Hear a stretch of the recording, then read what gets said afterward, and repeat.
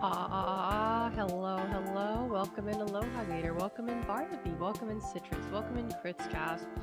Yeah, Dolly is still streaming. Knowing her, she'll probably raid into me, but if she doesn't, that's fine too. Twitch not been notifying me of Alex streams. I was on a break, Barnaby. I've been on break for the past month because I was fucking depressed and I wanted to kill myself. But now I'm back and I don't really want to kill myself that much anymore. Arclados, thank you so much for your tier 1. Thank you. Alright, let's get switched over here.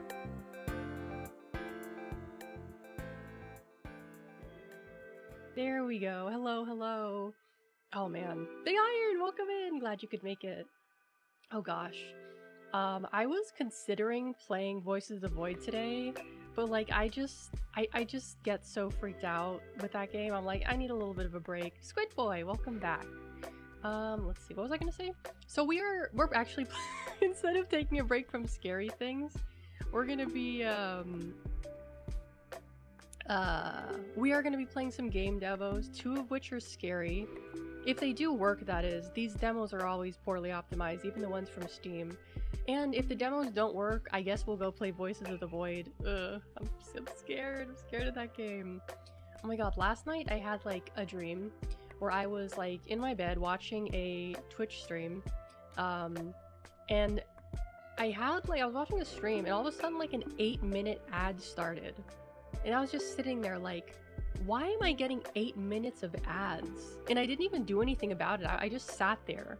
I just sat there and just thought like, why am I getting 8 minutes of ads? Why am I sitting here and doing nothing? And I just sat through it. the most mundane dream you could ever have, sitting through Twitch ads. The idea of gray aliens freak you out? Yeah, no, I had a really scary experience happen to me the first day I played it.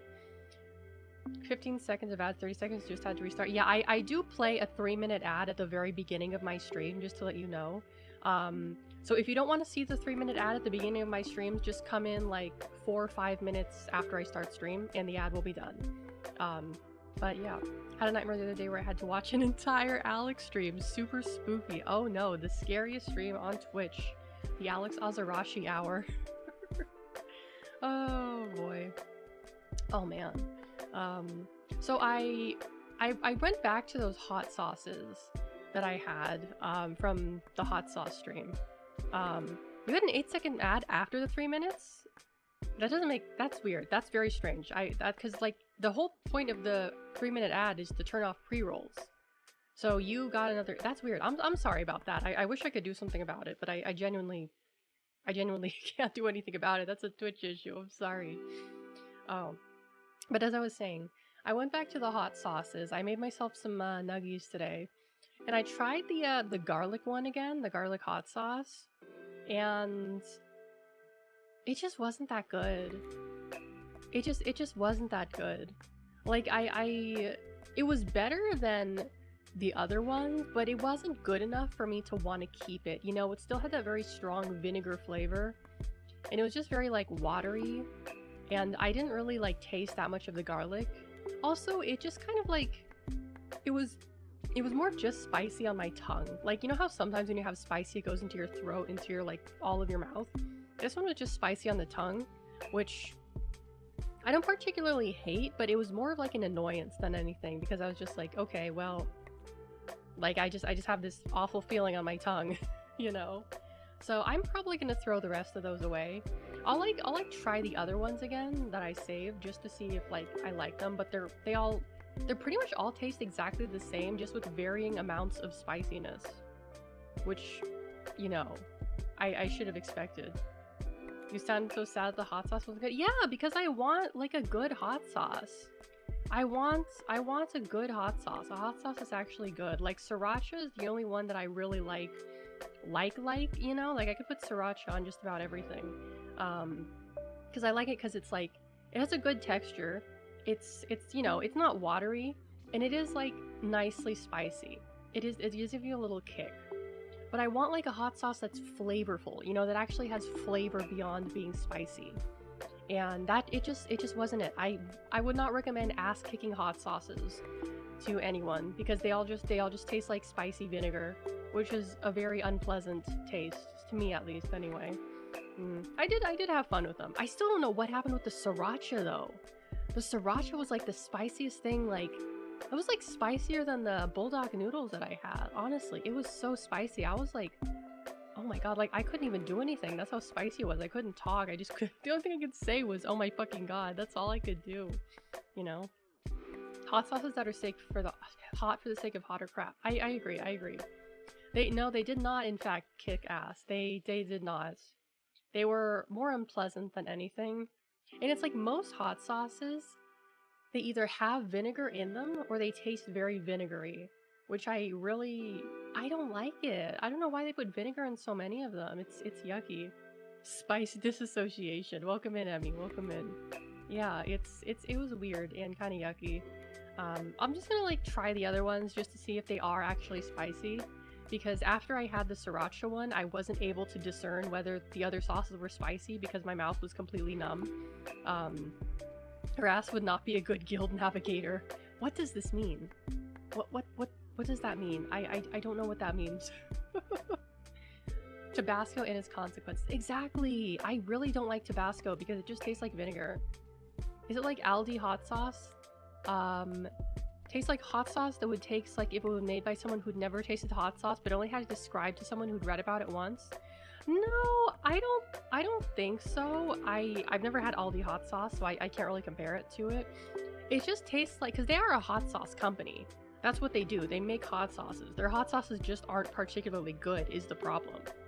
They just make spicy hot sauces to, you know, get people to buy spicy sauces for, you know, the sake of just, I don't know, just fucking with themselves, I guess? I don't know.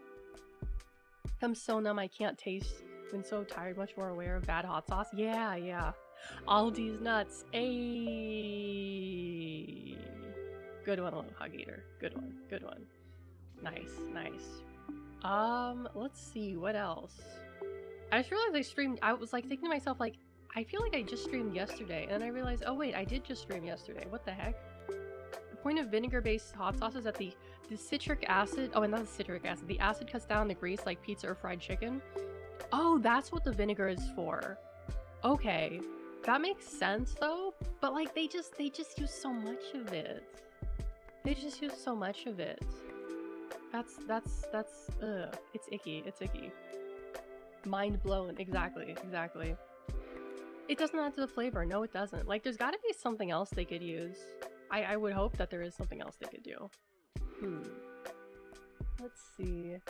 I don't know. I have a weird, like, schedule when it comes to, like, my week. And my week is kind of like, I work and I do stuff like Tuesday through Saturday, but I take Sunday and Monday to, like, do jack shit. Which is weird because most people, they do Saturday, Sunday to do jack shit. But for me, it's Sunday, Monday. It's very odd, but it's working out pretty well for me to have, like, Monday as my weekend day. Because, you know, Monday, everyone hates Monday. But so if I make my Monday my Sunday, then it's not as bad. It's not as bad. Tastes like someone who only had enough money to develop pretty labels or recipes, but not both. Interesting. That's a very interesting way of describing it. You like vinegar, Aloha Gator. Okay. Citric acid, like you said, could work. Yeah. Because citric acid would probably add a little bit more to the flavor, too. Like a little bit of a, I think citric acid would add, I mean, it depends. I don't really know. Because citric acid, as far as I'm aware, doesn't really taste like anything. That's kind of the point. Yeah, if it would taste lemony, that would actually be an interesting flavor profile. That, I think, would be a good flavor profile. She's so Garfield core. You're just saying random things. You're just saying random things. Let's see. I was watching, what was I doing last night? I've been having this thing where it's like all the people like I like watching or streaming at the same time now. So I go into like a stream and I'm just like, oh, like I'm watching this person's stream. Then like someone else comes on, I'm like, oh, I want to watch that person's stream. Then Mari comes on and I'm like, oh, I have to watch Mari. And then like, you know, someone else comes on. I'm like, ah, but that's my friend. I want to watch them. That's the problem I'm having right now. Yeah, of course, Mari. What other Mari would I be talking? Well, there's probably other VTuber Maris. But I mean, it's not a bad problem to have. Like, the problem I'm having right now is I don't really have enough people to watch in, like, when I wake up in, like, the early afternoon.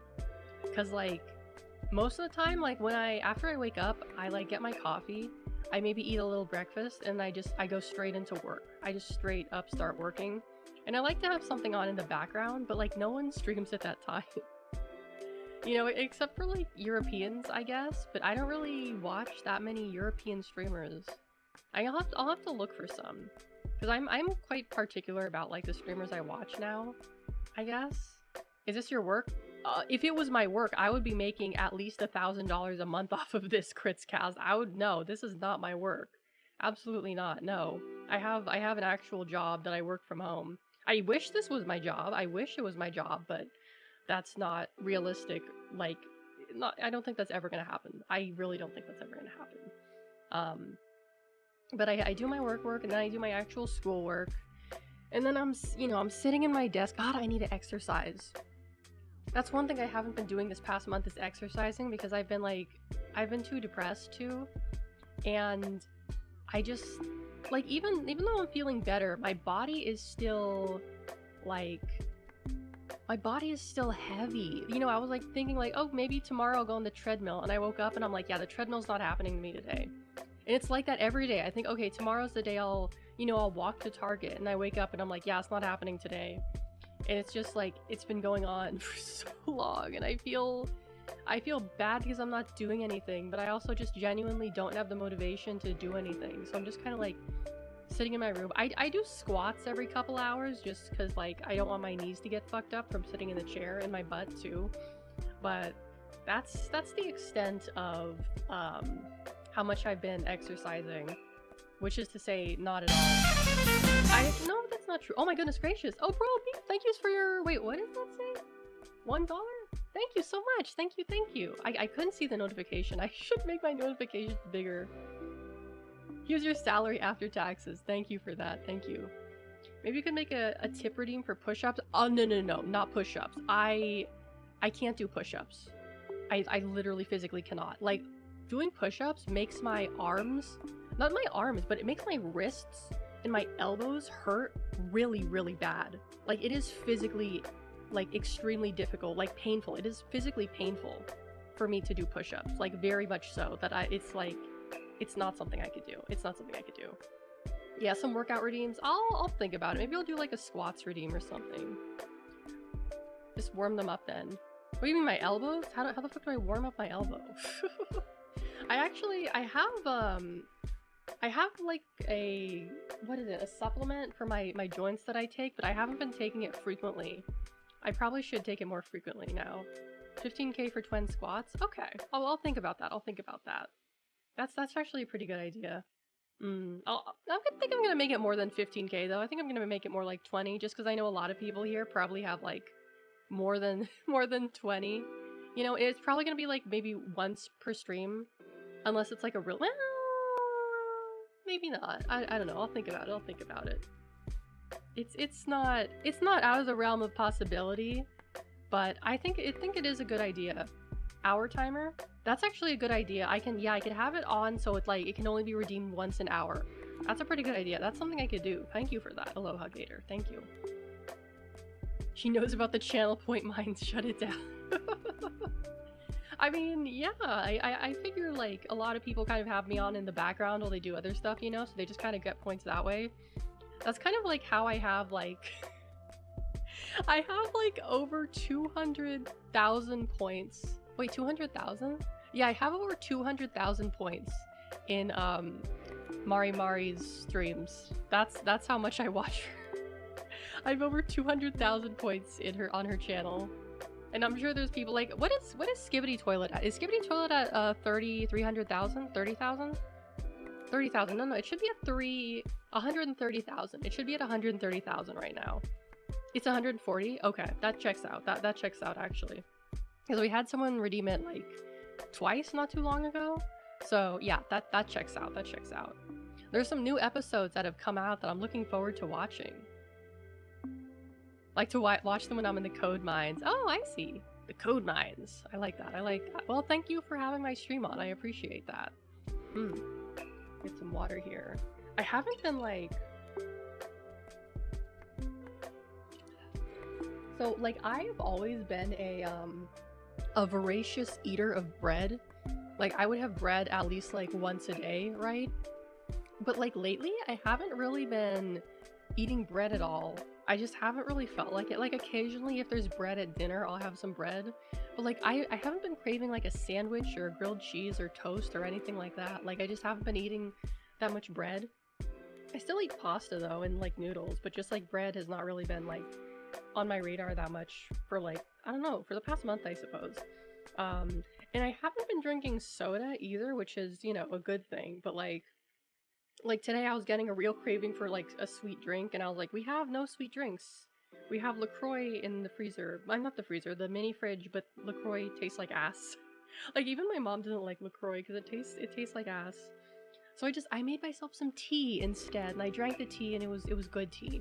It was a rooibos. I think it was rooibos mango. I think it was rooibos mango, or was it honey? No, it was rooibos mango. Even off-brand is better than Le Crap. I haven't really. Well, then again, I don't really go out of my way to look for like off-brand sodas. You can get a 10% discount off GamerSubs with code. Oh, I didn't know you had a discount code Kritzcast. Okay. Nice. Good to know. Thank you for telling me. I'll let you shill in my channel, but just this once. Just this once. But speaking of sodas, 7-Up has like a limited time holiday drink. It's like a Shirley Temple, which if you don't know what a Shirley Temple is, it's like, how do I explain what a Shirley Temple is? It's like ginger ale or 7-Up, Geraldine, I think, some kind of sweet syrup, and something else. Let me actually... What's in a Shirley Temple again? I forgot. No, not the actress. Not the actress. I would like to... No, Shirley Temple to drink. Who's Geraldine? No, it's like a syrup. It's like a syrup. Yeah, oh, grenadine. Sorry, grenadine. It's called grenadine. I don't know why I got Geraldine from. Yeah. It's a grenadine, lemon lime soda, and a maraschino cherry.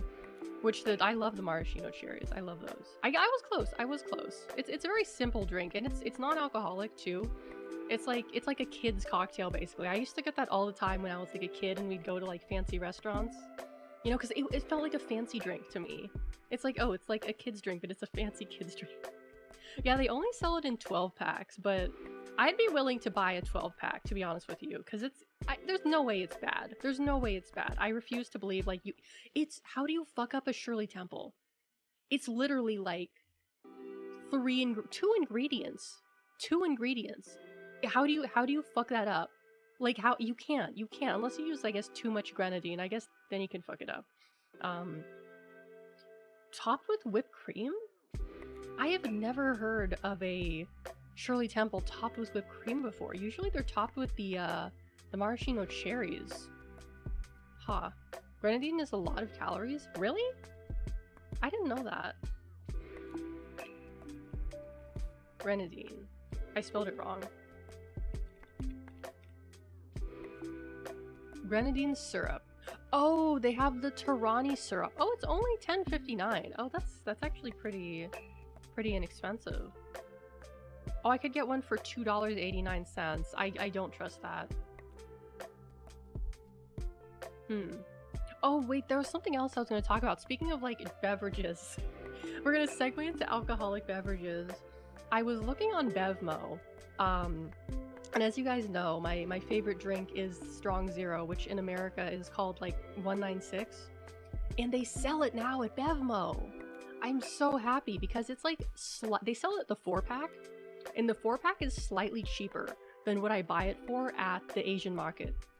Which, at the Asian market, it's like, I think it's like $14 or something. It's like $13. And at Bevmo, it's like $12,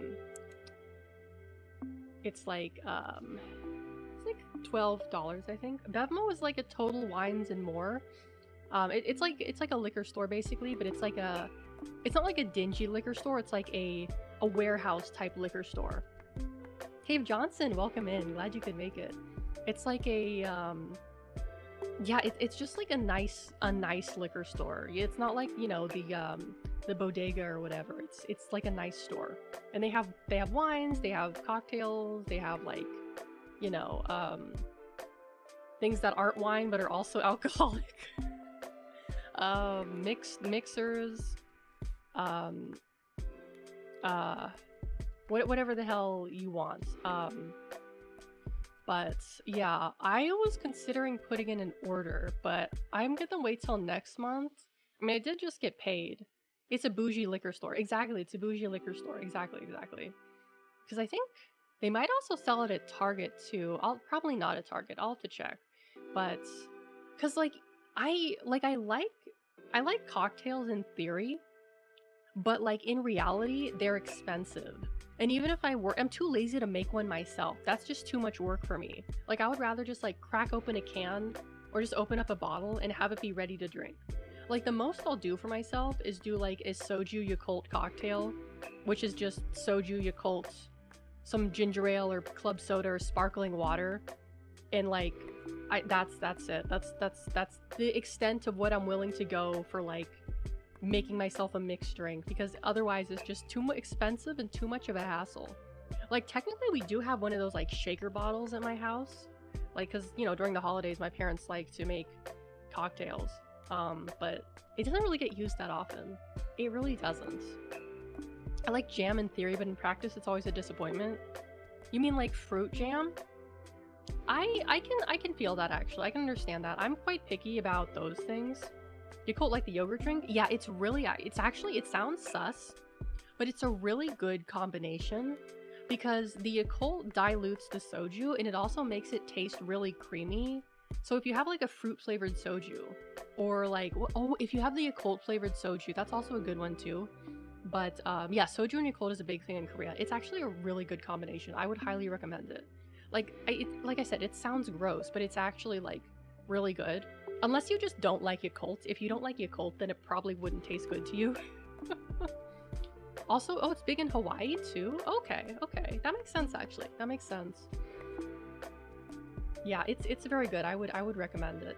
Because I would say it goes best with the fruit flavored sojus. I guess you could do it with the plain flavored soju, but I've never had plain soju before. To be honest, the plain soju kind of scares me.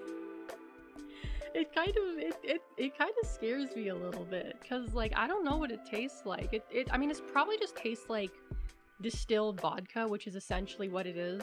It's basically just like, it is basically vodka. I think it's made with like a sweet potato or something. I don't remember off the top of my head, but it is essentially like a vodka drink, or comparable to vodka.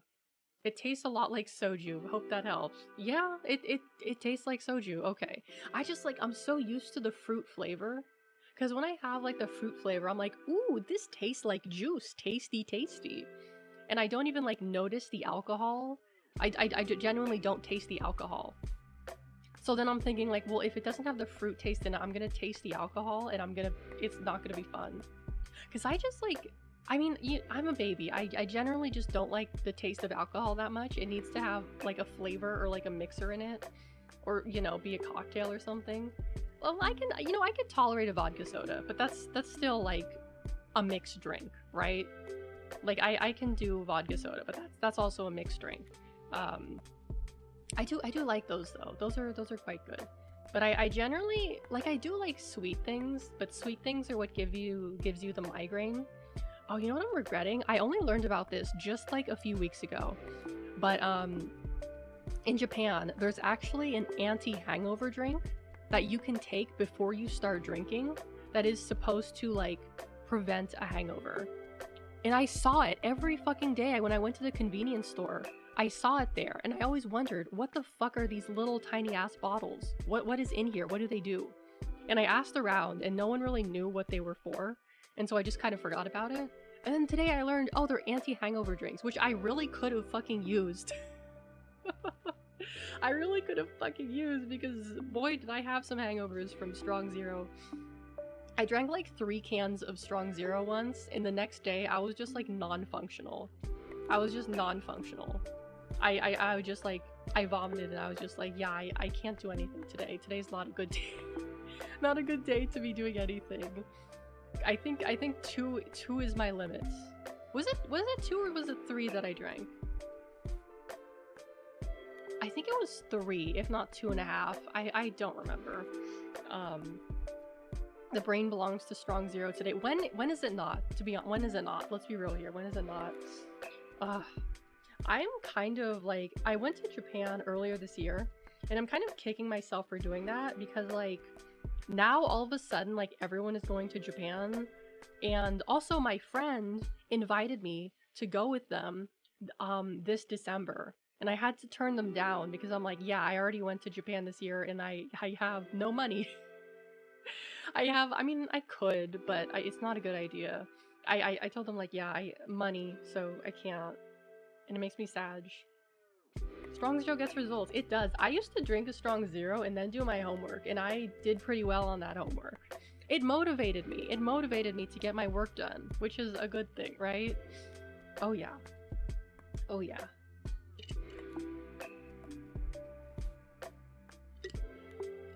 But lately I've been getting, I haven't really been able to drink because I've been getting these, like, minor headaches.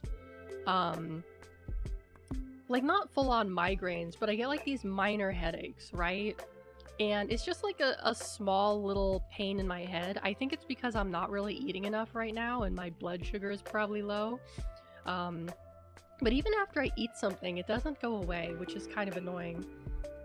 So when I do have like a headache, I can't drink because it's gonna get worse.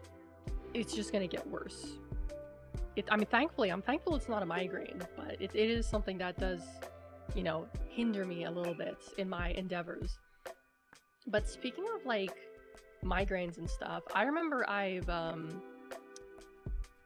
saw this, like, it was on Instagram, this like person who shared their like migraine like hack that they use to get rid of it faster, and she basically recommended large fries and a large Diet Coke from McDonald's. And I was just thought, yeah, that makes sense actually. Large fries and a Diet Coke from McDonald's, that would cure my that would cure my migraine. That would absolutely cure my migraine. Are you kidding me? That's perfect. That's perfect. Ichiban Shibori Nama Genshu Sake is low-key my favorite sake. It's unpasteurized and undiluted and comes in little yellow cans. Oh, I'm kind of afraid of canned sake, to be honest with you. Like, I actually don't really like sake that much. Like, I've had it multiple times, and it's just kind of like, I have it, I'm just like, it's not very pleasant. Like, I can drink it if it's offered to me, but it's not something I would have, like, a particularly, like, large amount of. Big Mac has been my go-to. Works like a charm. Yeah, that makes sense. I can see that. I can see that. Because there's there's this drink in Japan. It's a canned sake. It's called 1 Cup Ozeki. They sell it at the Asian market too. But it's basically like a can of like the cheapest sake you can get. It's like cheap bottom shelf sake. It's like the thing that you see like old men drinking like in the middle of the day. Like they're just standing outside and just drinking their 1 cup ozekis and smoking and just like loitering around.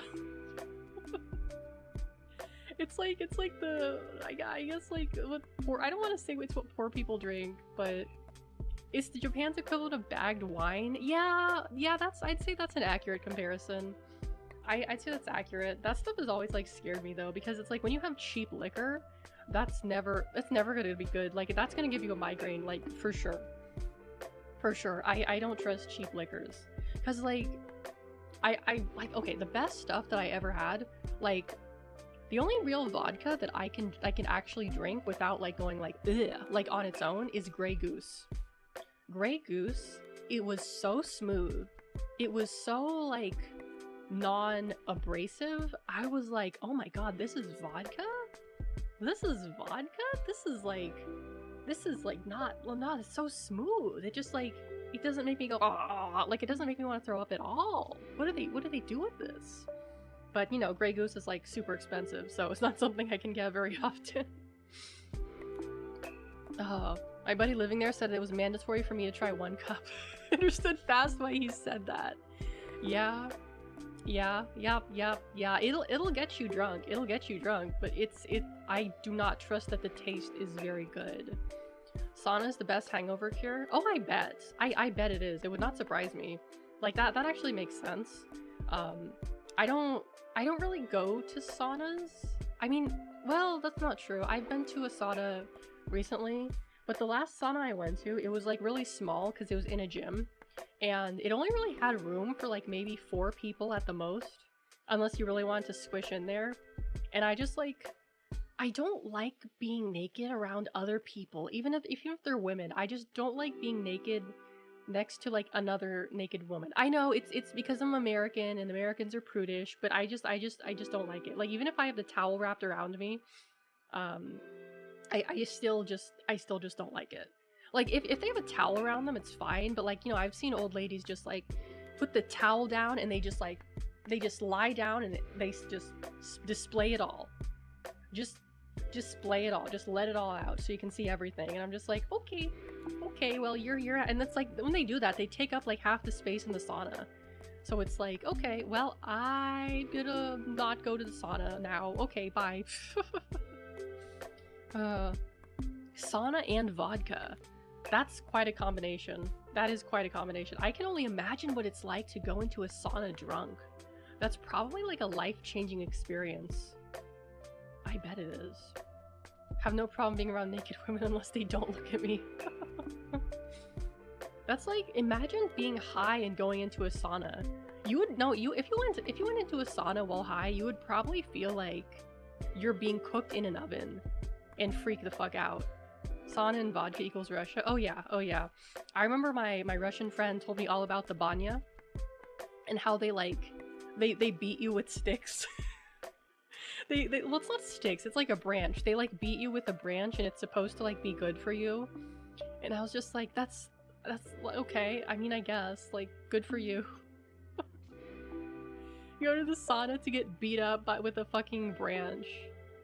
That's what they do there. That's what they do. Good for them, I guess. Getting hallucinations from the dehydration. Oh yeah, that would absolutely happen. It's a fun combo until the next day. Hangover forever. A crash course in the importance of hydration. Yeah, it's hard. I mean, at least for me, it's hard to stay hydrated while I'm drinking. Mostly because, like, I don't really... Like, when I drink, I'm not like a chug. I don't chug, right? I take sips. I sip, I drink slowly. Because, like, if I have, like, too much at one time, then I'm gonna feel like, oh, I have too much in my belly. I feel uncomfortable now, right? And I have to go to the bathroom. Which, you should be doing that. Like, ideally when you're drinking, you should be drinking water and going to the bathroom fairly often. But even when I do that, it doesn't seem to really help. Maybe it's because I'm not drinking enough water. That's probably what it is. I know, my friend invited me to a Halloween party he was throwing. Was it yesterday or it was a few days ago, or maybe it was yesterday. I don't remember. It was sometime this week. And I considered going, but I was like, I'd have to take the train to get over there, and then I'd have to figure out how to get myself home, and doing that while you're under the influence is like never a good idea. So, because last time I went with some of our mutual friends, but they couldn't make it, so I didn't really have anyone to go with, so I was kind of like, oh, I'll skip it this year. If you want to get the shit kicked out of you while you're damp, just stay in London. Fall in the Thames and call the locals wankers. Oh yeah, I bet that would do it. That would do it. I do half and halves. 1 glass of water for every drink after the initial few. That's a good idea. That is a very good idea. But it's like, it's also hard for me to carry 2 things at the same time. It's like one hand is the drink, one hand is the water. And I'm just like walking around like hello, I have 2 drinks in my hand. And I feel like I just feel stupid. Like, if I have a big enough purse, I can put the water in my purse. But then, like, I mean, that would work. Then I'd have to get it out of my purse. I'm making it more of an issue than it really is. But I should probably take my water bottle next time. I might need to get a new water bottle. Okay, speaking of water bottles, Like stainless steel water bottles or plastic water bottles, whatever kind of water bottles, how often do you guys clean your water bottles if you use them?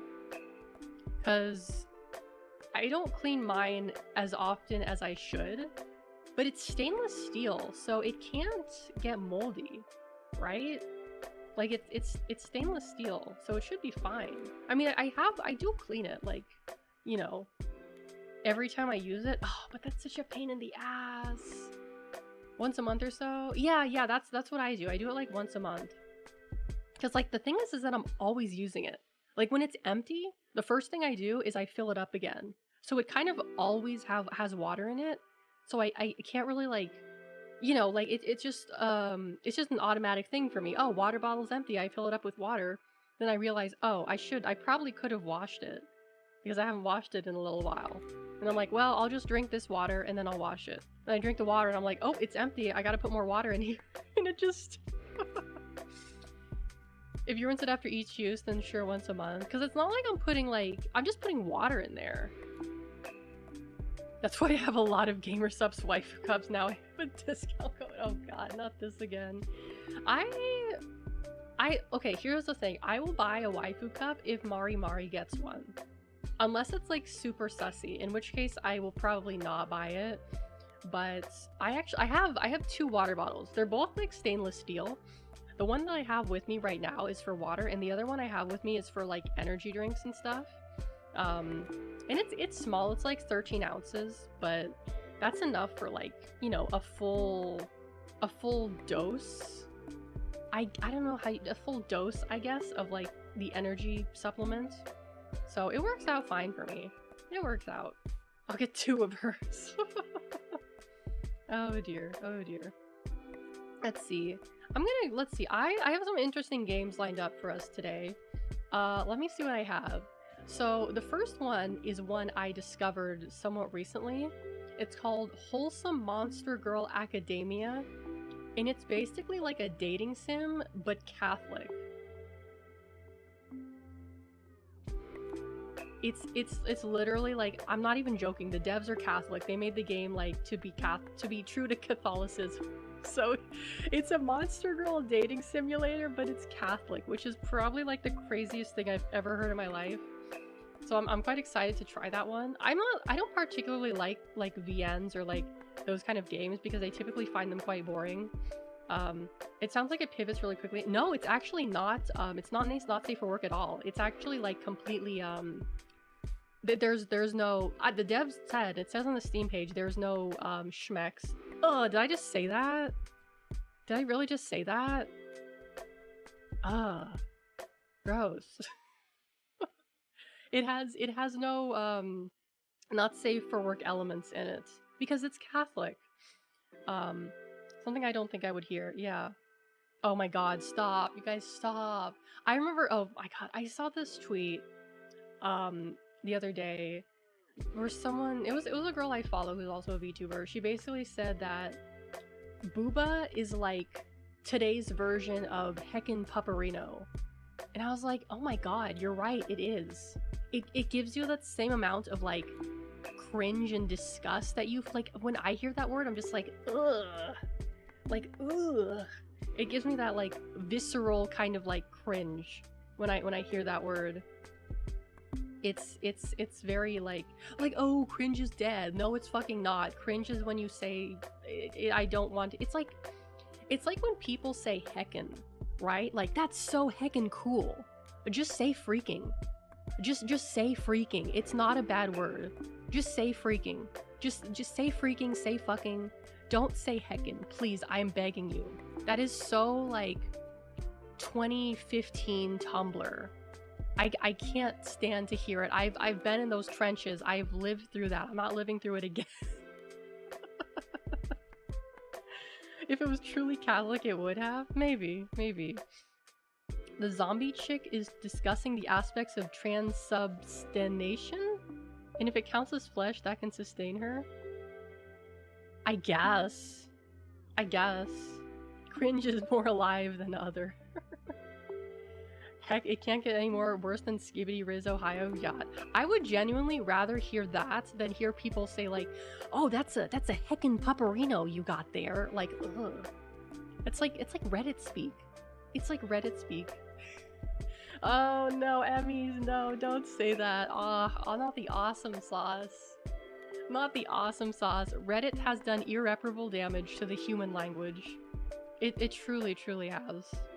It's amazing what awful things came out of Reddit. Speaking of Reddit, I was looking for some reviews on that microphone, the Shure MV6, and there was nothing there yet, so I'm not sure if that's a good thing or a bad thing. Morrowind Supremacist, welcome in. Is Alex I'm not doing a heckin' wrongo. Stop. Brainrot versus Reddit speak, who wins? We both lose. Whoever wins, we lose. It doesn't matter. Everyone loses. Everyone loses. Hasn't Skibbity Riz died already? I was literally watching a stream last night where it was Aishi I. She was giving a Skibbity toilet presentation just like I did for Ronin to another VTuber. And the other VTuber just started saying like Skibbity got Ohio Riz for like no reason. I was like, okay. Alright. Rongo sounds like an STD. Just imagine you go to like the doctor's office and you do like a freaking pee test and the doctor comes back in and he's like, well, it seems that you've tested positive for Rongo.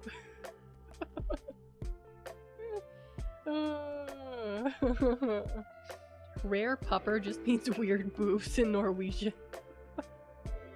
Fucking Chad gave me Rongo. Oh god. Rongo sounds like bongo, to be honest with you. That's what I think. Rongo bongo. That also sounds like something a cringe Redditor would say. Like instead of telling you you're wrong, they'd say like, Rongo bongo there, buddy. You know? Oingo boingo. Yeah, there we go. Friggin' oingo boingo. CFD is more ironic nowadays than legitimate. Oh yeah, for sure. Oingo Rongo. He did a heckin' Oingo Rongo. You guys are too funny. You guys are so funny. You guys are funnier than me and it pisses me off. I'm the one who's supposed to make you guys laugh and now here you are making me laugh. That's not how it's supposed to be.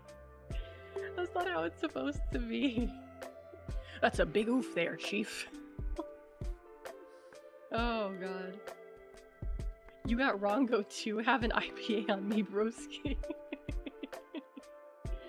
Oh dear. It's a give and take of laughs. Yeah, that's true, that's true. For me, I'm the kind of person where like laughing is infectious. Like if I hear someone else laugh, then it'll make me want to laugh.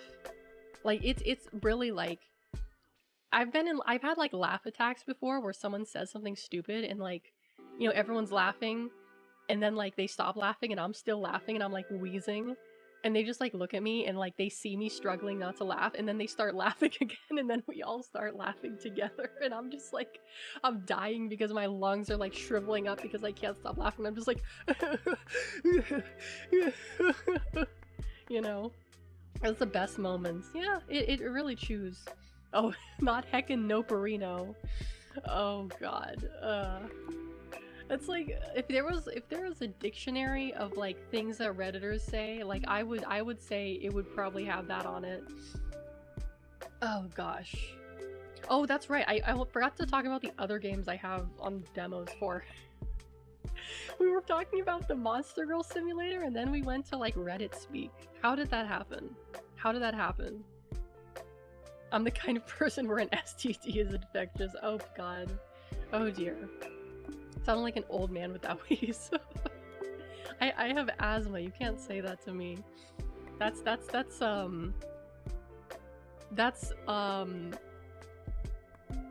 racist against people who have asthma. You're ableist. It's cultural appropriation of asthma culture. Oh, it's your Yama. Welcome in. Welcome, welcome. Oh dear. Oh dear. The other game I have is a demo called Karma: The Dark World. It's a horror game, it looks spooky. And then another one I have is called Tenebris Somnia. This one looks especially interesting to me because it's basically like it's a 2D horror game in the same vein of like Faith kind of, but it has like real life cutscenes, like an FMV kind of, which should be interesting. I think that should be interesting. But I think I'm going to start with the Monster Girl Simulator and do that, see how long before I get bored of it. By the way, I didn't test these demos, so if they like fuck up my computer and make the stream lag out or me lag out, then you can blame me. You can blame me.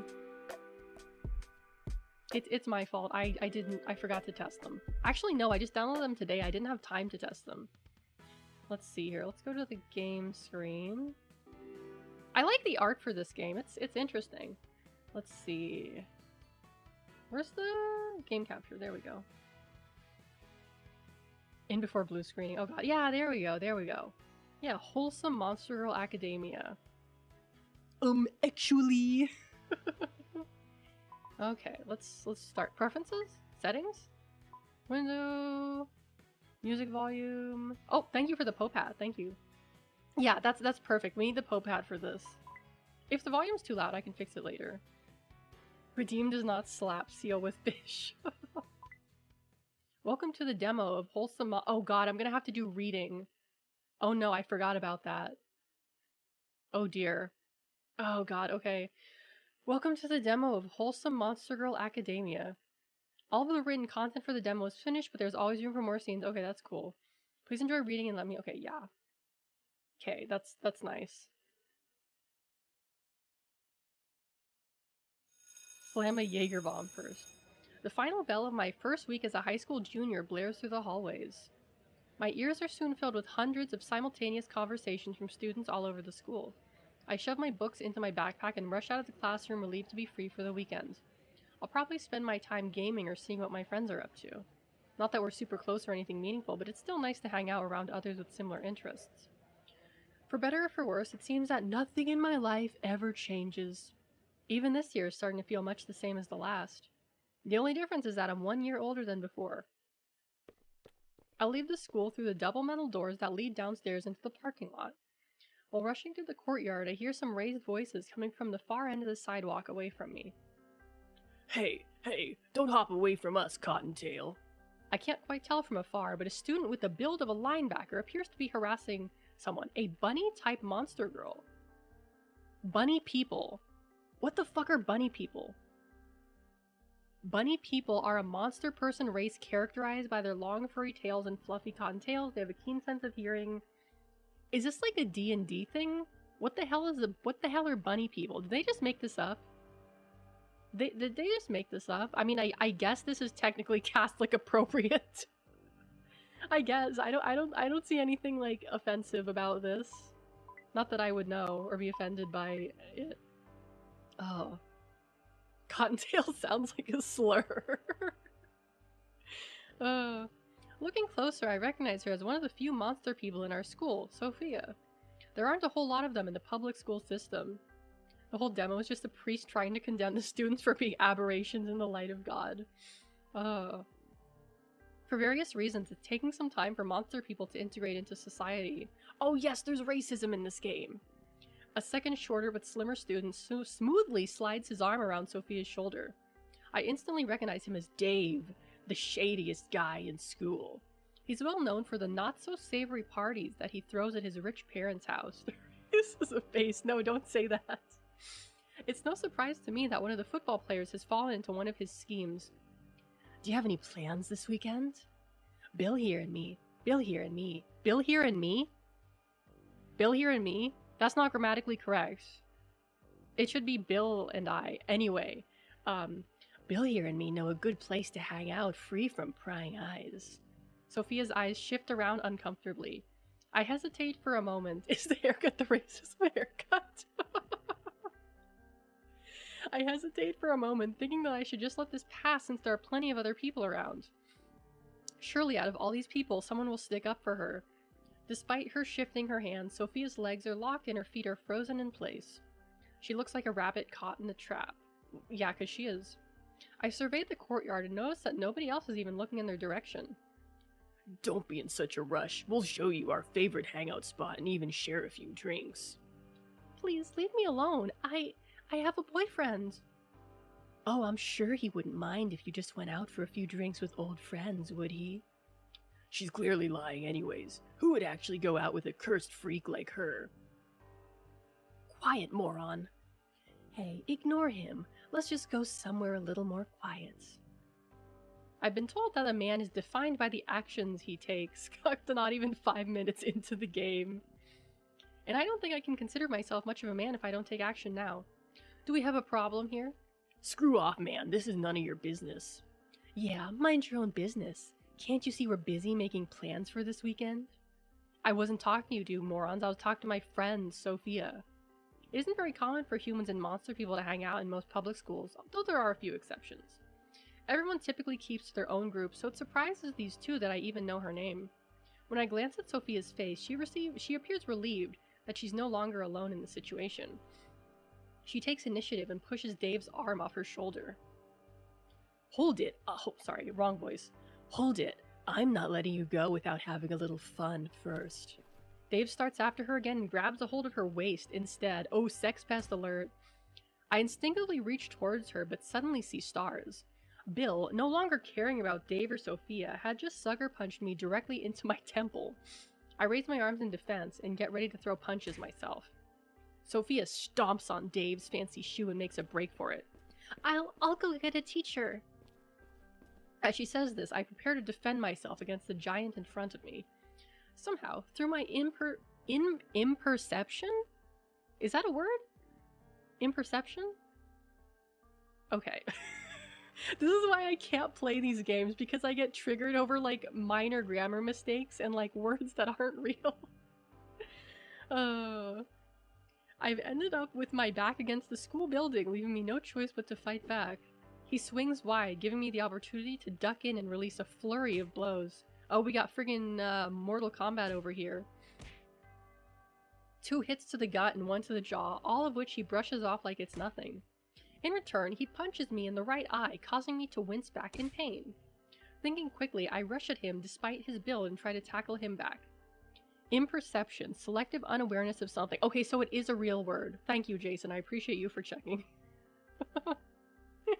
That won't bother me anymore. That's like an SAT word. I've never heard that word before in my life.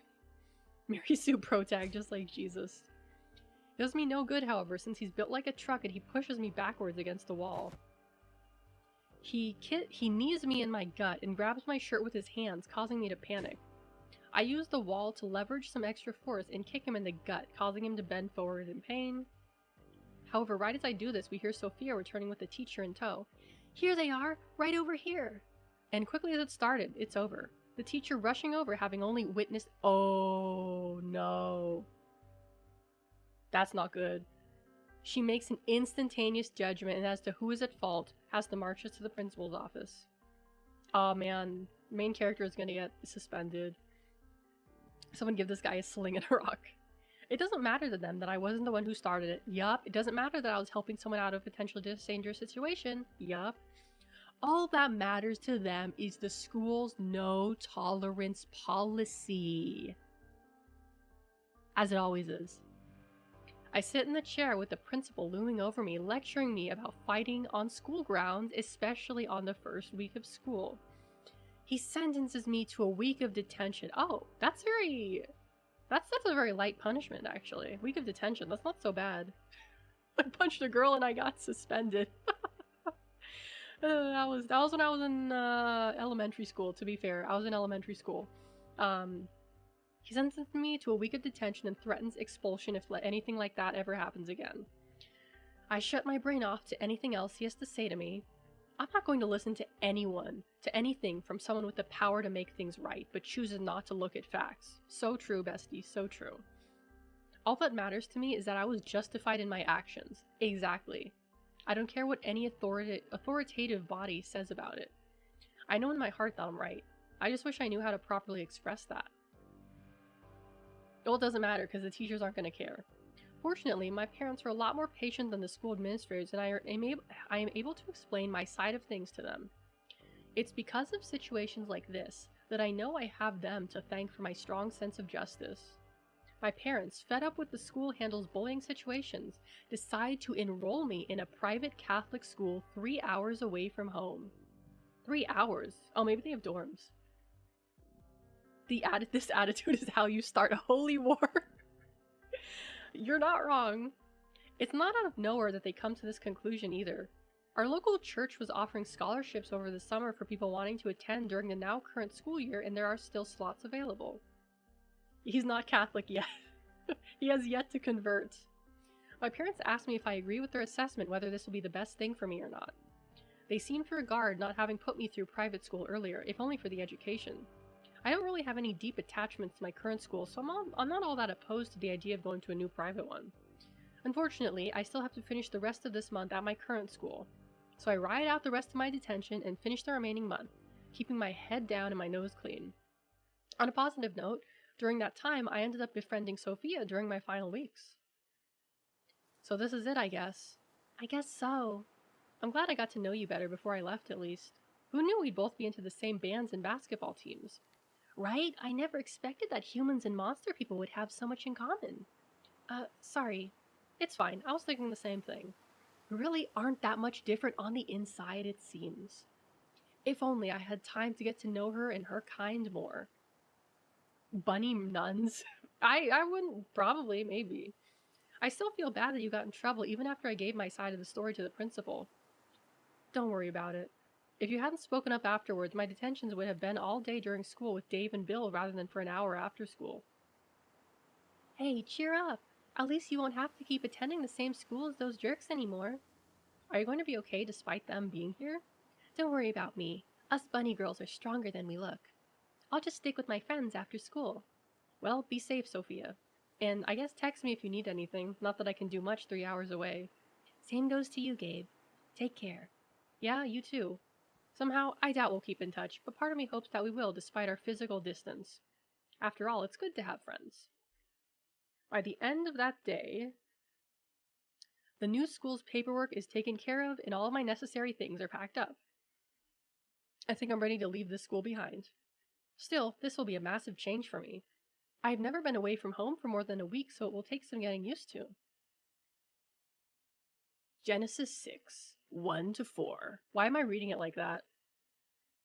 And after that, men began to be multiplied upon the earth, and daughters were born to them.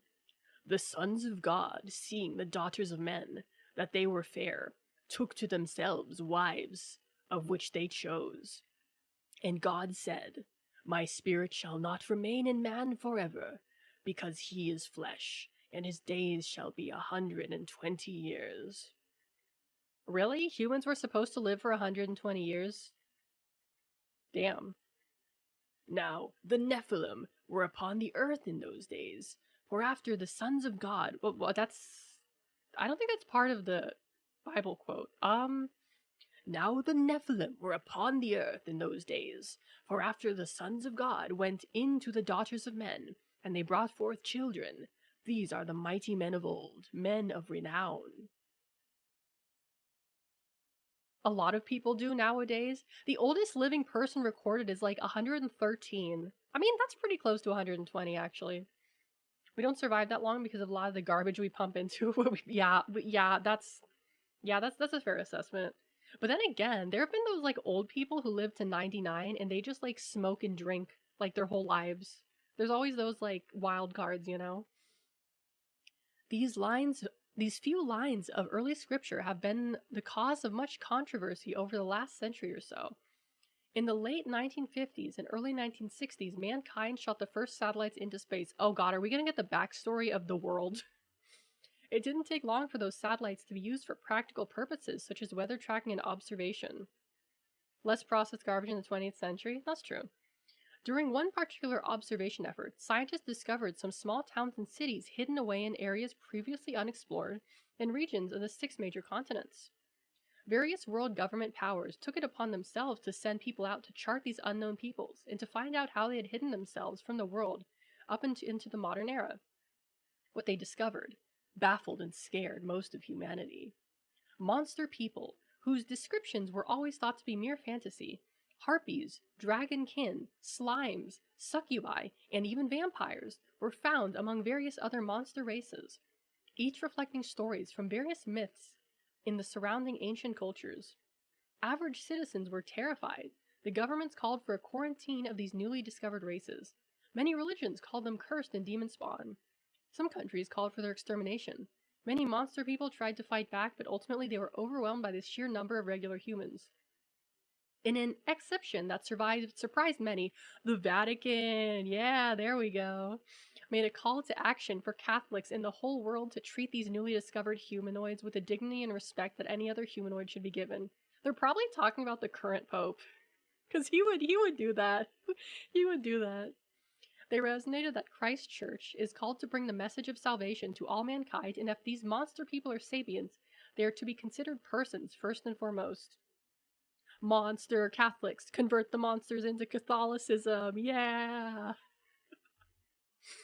Still, people being who they are, most rejected this message, and monster people were subject to oppression by many of the societies who had discovered them. Inspired by the civil rights movements also happening in that time in America. Oh, it wasn't the recent pope. Okay, it was like the old pope. I don't know what pope they're talking about. Many ordinary people joined the efforts of the Catholic and Christian churches in their effort to humanize these extraordinary people. The Catholic Church was instrumental in spearheading this movement too, having continued against the grain of culture, even going so far as to illegally marry people of different races against the laws of the time. Today, more and more people than ever have come to accept monster people as just another race of people, but there are still those who hold such prejudice as to call them cursed or demon spawn. The passages from Genesis may or may not describe the true origins of these people, and it may be true that they may have come from a lineage cursed by God or the sinful actions of mankind.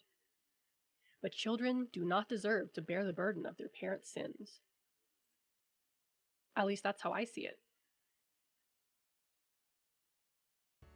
After an early mass in my hometown, I like how that's... Oh, that's... This is a dictionary.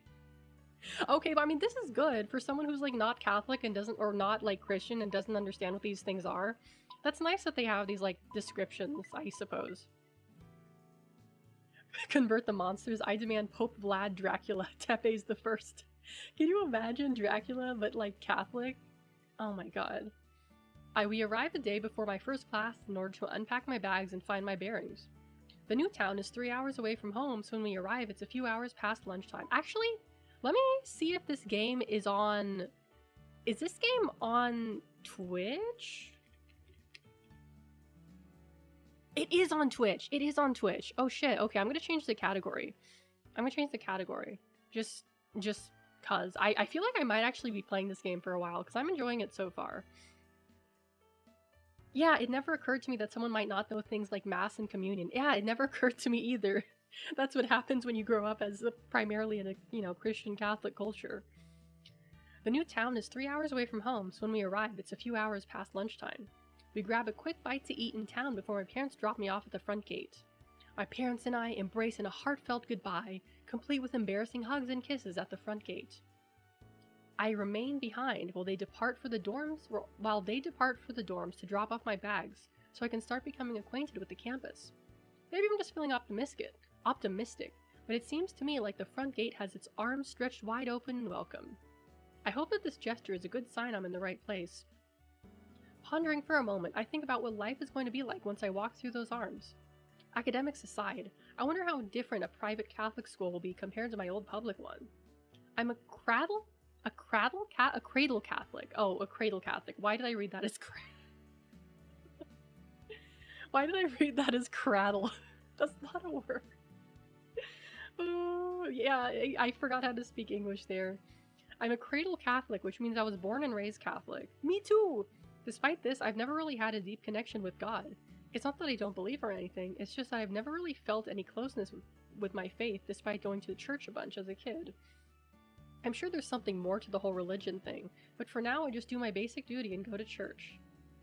I received all of the sacraments thus far, most recent having been confirmation. Okay, so he's pretty... When do you get confirmation again? When did I get my confirmation? That was when I was like I don't even remember when I got my confirmation, to be honest with you. Anyway, they put us through a kind of faith formation education class every Wednesday for a few years leading up to it. I remember nothing from that class. I mean, to be fair, I was like pretty young, but like I remember fucking nothing from that class. I just remember I was forced to like sit in like a room every once a week for like, I don't know, like several months or something. Why is he monologuing about this? Yeah, like 6 people, including me, are playing this game. They put us through a kind of faith formation education class every Wednesday for a few years leading up to it. I don't feel like I learned much from it, however. Surely there's more to Catholicism than just knowing the sacraments and a few Bible verses. I wish they had given us more straightforward answers to certain questions, like why we should even bother going to church on Sundays. Can't we just be spiritually close to God through prayer? Isn't he everywhere after all? Regardless, I know that some of the people in the Catholic Church's history, the Church itself is largely a force for good in the world. It does seem to provide the most charitable services in the world, especially in the healthcare and education sectors. Plus, there's a good bit of wisdom in the Bible, and through the stories of the saints. And I've heard good things about that Jesus fellow. I like how he words that. That Jesus fellow. Boy, have you heard about that Jesus fellow? Even non-Christians can't seem to see much fault in him. I wonder how God of all creation would react to being referred to that way. Those are some Christian thoughts. Surely he at least has a sense of humor. Otherwise, why would he have humored us with his presence? Jesus is my homie dog. Anyway, whether or not I'm close to him in the present moment, all I can do is move forward and do good for myself and others. As I step through the school gate, I resolve to do just that, for my own life and those whose paths I intersect on my own. I will go forth and become a better person, so I can effect positive change in the world. And who knows, maybe while I'm there, I'll find that path that God wants me to take. I step forward and begin my trek through the campus to familiarize myself with the school grounds. A few dozen students are roaming from one place to another, enjoying their last day off before the weekend finishes. I start to feel a bit isolated since I'm coming from a different school hallway through my high school career, a month into my junior year at that. I hope that I don't have any trouble making new connections. Still, this place doesn't look half bad, comfy even. I think I could get used to it.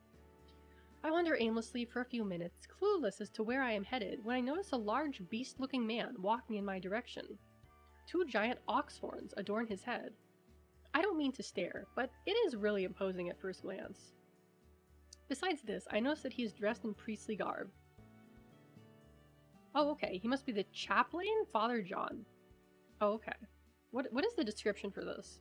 Oh, it's about him as a character, okay. While he approaches me, I wonder to myself if I should ask him for directions. Surely he'd be the one to ask for guidance around here. Almost as if he can read my mind, he asks me before I even have a chance. Hey there, friend. You look like a lost sheep. Can I help you find your way?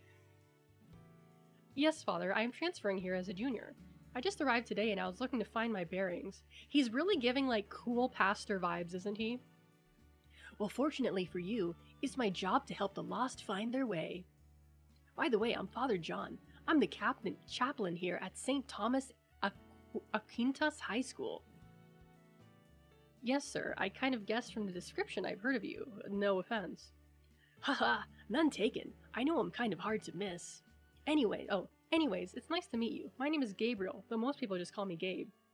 A messenger of God in need of guidance, then. How ironic. Well, I think you're in luck because a reliable servant of the Lord has appeared to us. Father John gestured behind me to a monster boy, who at first glance seems tired and unkempt. This is Damien. He's in your grade and a student council member to boot. Damien, would you mind terribly showing Gabe around campus? He's new here and needs someone to show him around. I don't mind. He raises his hand in a short, motionless wave. Yo, I'm Damien, Daywalker. Is that what humans are called, Daywalkers? Oh, wait. it's his race. Daywalkers are a race of half-human, half-vampires. Oh, okay. According to the Church, due to how they believe vampires are created and how all documented cases of vampirism have been of evil beings, Daywalkers show that they are just like any other human or monster person with complete freedom of will to act in a capacity of good or evil. Although most of them are stereotyped as being loners or outcasts, some of them are quite social. They still have an aversion to the sun, however. Hi, I'm Damien Whiteboy.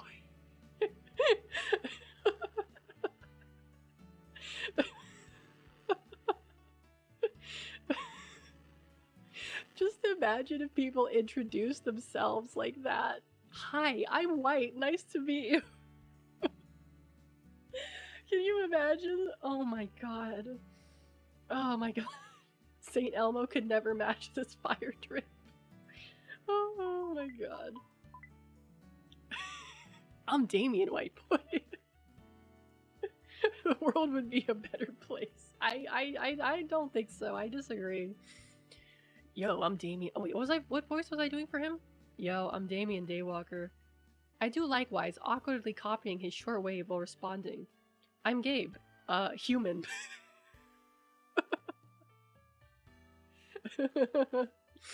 I wanted to make a joke about me also walking around during the day, but I still don't know how people might react to unsolicited jokes about their monster race. Well, it was nice to meet you, Gabe, but if you don't mind. Not at all. Sorry for keeping you. I'm sure that you're still pretty busy on Sundays, even after Mass. Indeed I am. The work of a priest is never done. Best of luck finding your bearings, Gabe. Make sure to come by the chapel sometime in the evenings if you're ever in need of spiritual guidance or need a confession heard. Of course, I'm always available in the case of emergencies. Anyway, welcome to St. Thomas. I'm now left in the Daywalker's care. Although Damien sure doesn't look like he has the energy to lead me anywhere, much less do anything but sleep. So you're a junior too, huh? What made you come to St. Thomas High? It's a long story. The short version is that I got in a fight defending someone else, and my parents and I had a different perspective on the topic of justice than the school did. Oh yeah? Sounds complicated. So what have you seen around school so far? Just the front gate in here.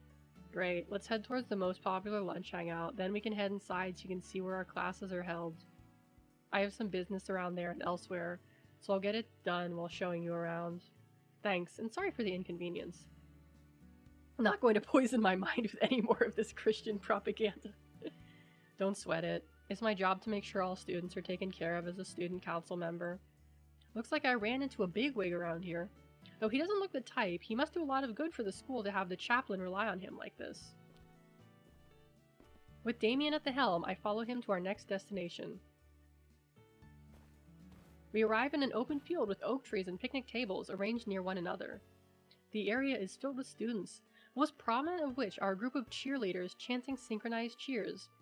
I try to keep a steady pace with Damien, but I struggle to keep up as he makes a surprisingly quick beeline to the cheerleaders.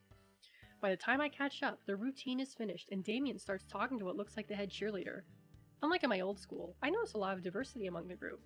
Half of them are ordinary humans, but the other half are monster girls. A blue-feathered, bird-type monster girl sneaks away from the group while I'm idling by myself waiting for Damien. She must be a harpy. I haven't heard much about them except what I was told in ancient legends. Mostly that they used to pick up random travelers and kidnap them with their sharp, imposing talons. This harpy's short, brightly colored hair and her light blue feathers lower the intimidation factor by at least half. And if she weren't already coming closer, I'd say she looks very approachable. Those old tales can't be true, can they? Hey there! I haven't seen you around before. I'm Sarah. Oh hey, I'm Gabe, as in Gabriel. I reach my hand out to greet her before realizing that it might be awkward to grasp a harpy's talons. Her hand reaches mine before I can stop myself, and despite how it looks, the inside of her palm is surprisingly soft and her grip gentle. Nice to meet ya. So am I right? Are you new here? Yeah, I'm a junior. I come from a little town about 3 hours away. A junior, huh? Me too. What brings you all the way out here? I figure I'll have to repeat this a few times, so I quickly invent a way to summarize it for anyone that wants to know. Long story short, I got into a fight defending someone at school, and they had a no-tolerance policy in place. Oh, scary! A ruffian or a knight in shining armor? You'll have to spill the details later. Yeah, well, so this is the popular hangout during lunch hours, huh? Oh yeah, it's where I usually catch up with all the latest gossip. Talk with all my friends. Of course there's an inside cafeteria as well, which is nice for when it's raining. The food's okay too, I guess. If you want to find someone during lunch or after school, this is most likely the place you'll find them. Just then Damien cuts in. Hey Gabe, I'm done with this area. Let's go to the next place. Alright, nice to meet you, Sarah. Guess I'll see you tomorrow? Yep, nice to meet you too.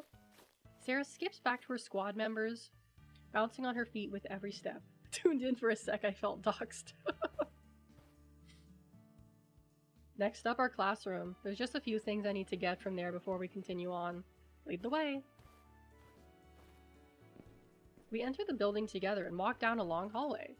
Poster boards and lockers line the walls, interrupted by doors in each intervals that lead to various classrooms. Damien stops in front of a particular room and reaches for the doorknob. This is our homeroom. We have about 20 students this year, including you, and about half are monster people. That's a lot more than we had at my public school. Yeah, it makes sense. Not a lot of us feel like we fit in at the public schools. What's different about this school? He pauses for a moment and thinks to himself. I didn't mean for the conversation to go in this direction. Seems like it could be too much of a personal question. Are we sure he's a vampire? Yeah, he's half vampire. He's like a half vampire, half human. Monster people. No, you can't say that. That's racist against monster people. It seems like it'd be too much of a personal question.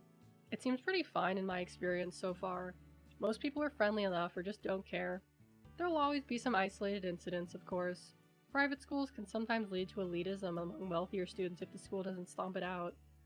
It makes me wonder if Sophia and really all monster people would fare better at a school like this. I guess I'll find out this year one way or another. You don't seem to be bothered to be around monster people for someone who came from a public school.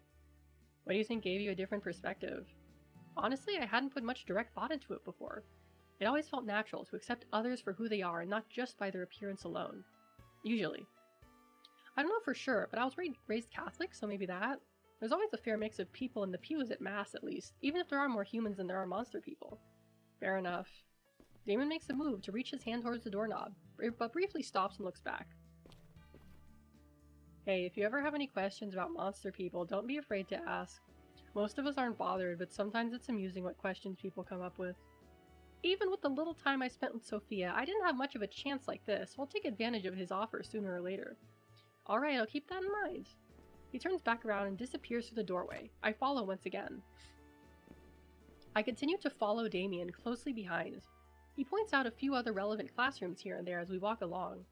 On the way to the library, we run into two girls who are arguing over something.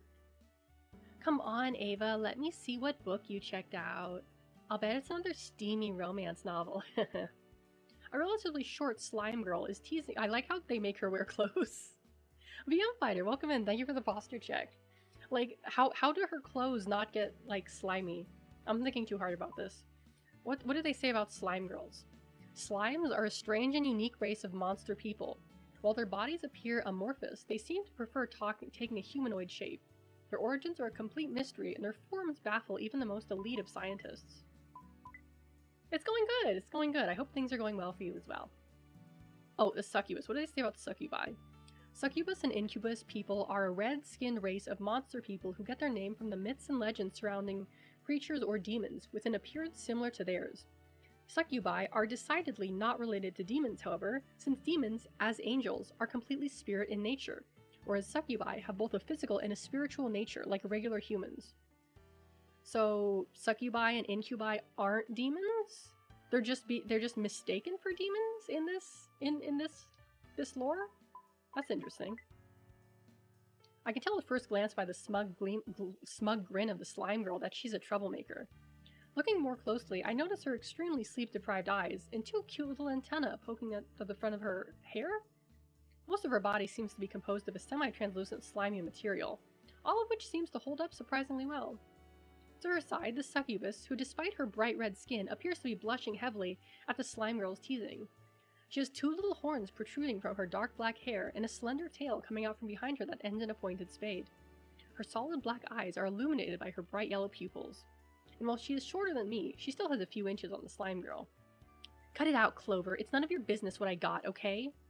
I promise I won't tell anyone, except maybe Damien over there. Hey, Clover. Picking on Ava again? Don't be too hard on her. You know she's sensitive. Am not. Clover snickers devilishly. Anyways, this is Gabe. He'll be in our class starting tomorrow. Nice to meet you both. Clover eyes me up and down with a smug grin on her face. Ava looks up at me with some hesitation, but quickly looks away when she notices my eyes looking back. Likewise. Ava looks back at me with slight suspicion and replies, Nice to meet you too. Anyways, oh, that's Clover. Anyways, we better get going so Ava here can start on her new romance novel. Ava smacks Clover's head with a book, which gives a distinctive splat, and then runs off blushing. Hold on, Ava, wait up. Those two normally get along, but Clover likes getting reactions out of poor Ava. It's okay, I understand.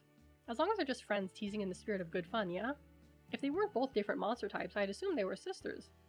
Yeah, it does seem that way sometimes. Anyways, this is where the library is. When you have more time, you should go inside and check it out. There's a wide range of literature to choose from and a pretty decent computer lab. Let's check out the gym next.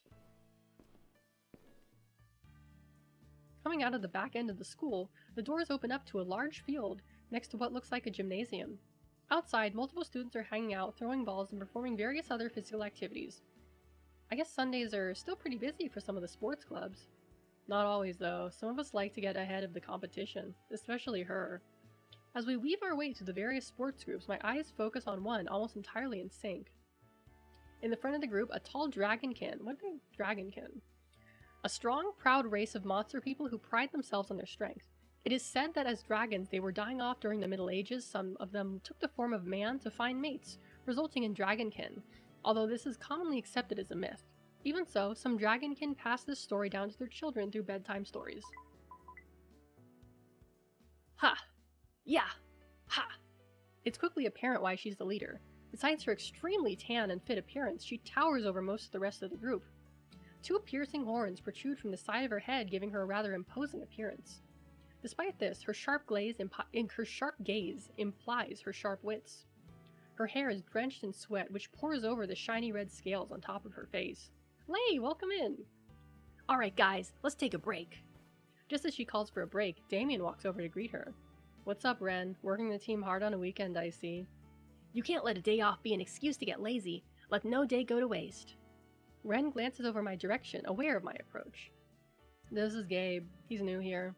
He transferred for a public school this year because he got in a fight at his old one. Ren turns to fully face me and looks me up and down as if to size me up before a brawl. Well then, maybe you should join the martial arts club if you think you can handle yourself in a fight. I thought it was odd that Damien would bring up the fighting part of my intro, but it makes sense now. A not so subtle way to advertise the martial arts club, I guess. I'll have to think on it. The fight was a spur-of-the-moment thing. I don't really care for violence. No excuses. The martial arts aren't about starting fights, just finishing them when necessary. Ironically, right after saying this, she playfully punches me hard on the left shoulder, giving a distinct smack. She smirks at me as she does this. Just think about it. I'm usually practicing here or in the gym after school. If it'll help me dodge your punches, I might have to. I say this while massaging my likely bruised shoulder. You're funny. I'll see you in gym class then. She turns to face her fellow martial artists and start rallying them back into training. She's one of the school's best athletes, not just in martial arts, but also basketball, volleyball, track, lifting. Actually, I don't think there's a sport she isn't good at. Speaking of, if you don't join the martial arts team, consider joining the basketball team. The season doesn't start until the beginning of November. Plus there's a bonus that the harpy girl you were talking to earlier, Sarah, will be cheering you on during the matches. Imagining myself being cheered for by Sarah, I almost blush, but quickly compose myself. The Catholic devs really know what appeals to players. I'll have to think on that too. I never formally joined any team sports before, but I can't say I'm bad at them either. Well, look out in gym class regardless. There's a good chance that Ren will challenge you and Sarah will be watching. I'll keep that in mind. With the prospect of being staked out during gym by two monster girls on my mind, we continue the journey. We arrive at the outside of a very tall and imposing church. It soars high over any other building and it doesn't seem to be afraid of letting its presence be known. Still, it's only the size and sharp spires that make it imposing. The house of God is meant to be a place of awe, worthy of representing its spiritual head. Almost no Catholic church building worth its merit can be mistaken for what it represents. And finally we have the chapel. Mass is held every Wednesday before school replacing first period, and every Sunday at 10:30 a.m. Thanks, I'll commit it to memory so I don't miss it. Speaking of time, I'm almost late for an evening appointment, so I'll catch with you later. Alright, thanks again for the tour. I have to make it up to you sometime. Don't sweat it. Later. He wanders off in another direction, throwing another one of his signature waves over his back and leaving me in front of the chapel doors. The noise of the crowd of students has died down compared to earlier. I suppose it is dinner time after all. Since I'm already here, I approach the chapel doors intending to just take a peek inside. The doors shut behind me with a soft thud. I allow my senses to take in my surroundings. Gabriel sounds like the kind of dude who puts 3 into every stat. He does, doesn't he? The church appears to be empty and quiet. Oh, there's a save button. I haven't saved. I should probably do that. A few steps in, I hear a faint humming coming from one of the back pews. I reverently walk down the center aisle about a third of the way until I locate the source of the sound. A girl with a long black ponytail and big red ribbon is leaning sideways in the middle of the pew. She reminds me of members of a punk band I once saw on TV. The red and black striped stockings and a little skull on her chest really complete the look. She quickly types on her cell phone while gently humming an unfamiliar tune. She doesn't seem to notice me, so I sit down in the same pew on the far side away from her so I take in the reverent atmosphere. The inside of the church is adorned in all manner of golden colors, stained glass, and statues of saints. That's usually what churches are, usually what's inside of a church. Up towards the front, the altar is immaculate except for a long cloth covering its top. Behind the altar on the wall rests the golden box common to all Catholic churches. I believe it's called the tabernacle. When I was a kid, when I was really little, I didn't understand like what the tabernacle was, and so I was trying to like ask my parents like what is the box behind, like, you know, that's always there at the back of the, you know, area where they do mass. And my mom answered it in like a weird way. She basically said like, oh, like that's where like they keep like Jesus is present in there. And I was like, so they keep the baby Jesus in the box? And she like didn't really know how to respond to that, and so she was just like, more or less. And so for a long time I thought they kept like a real life baby Jesus in like the tabernacle in every church. Oh. The Jesus box. Yeah, well, I was a kid. I didn't know what it was called. And that's what it is, essentially. That's where they put the bread after communion for storage, as far as I recall. Just then, I hear the front doors of the church swing wide open. Father John steps through, heading down the aisle towards the altar.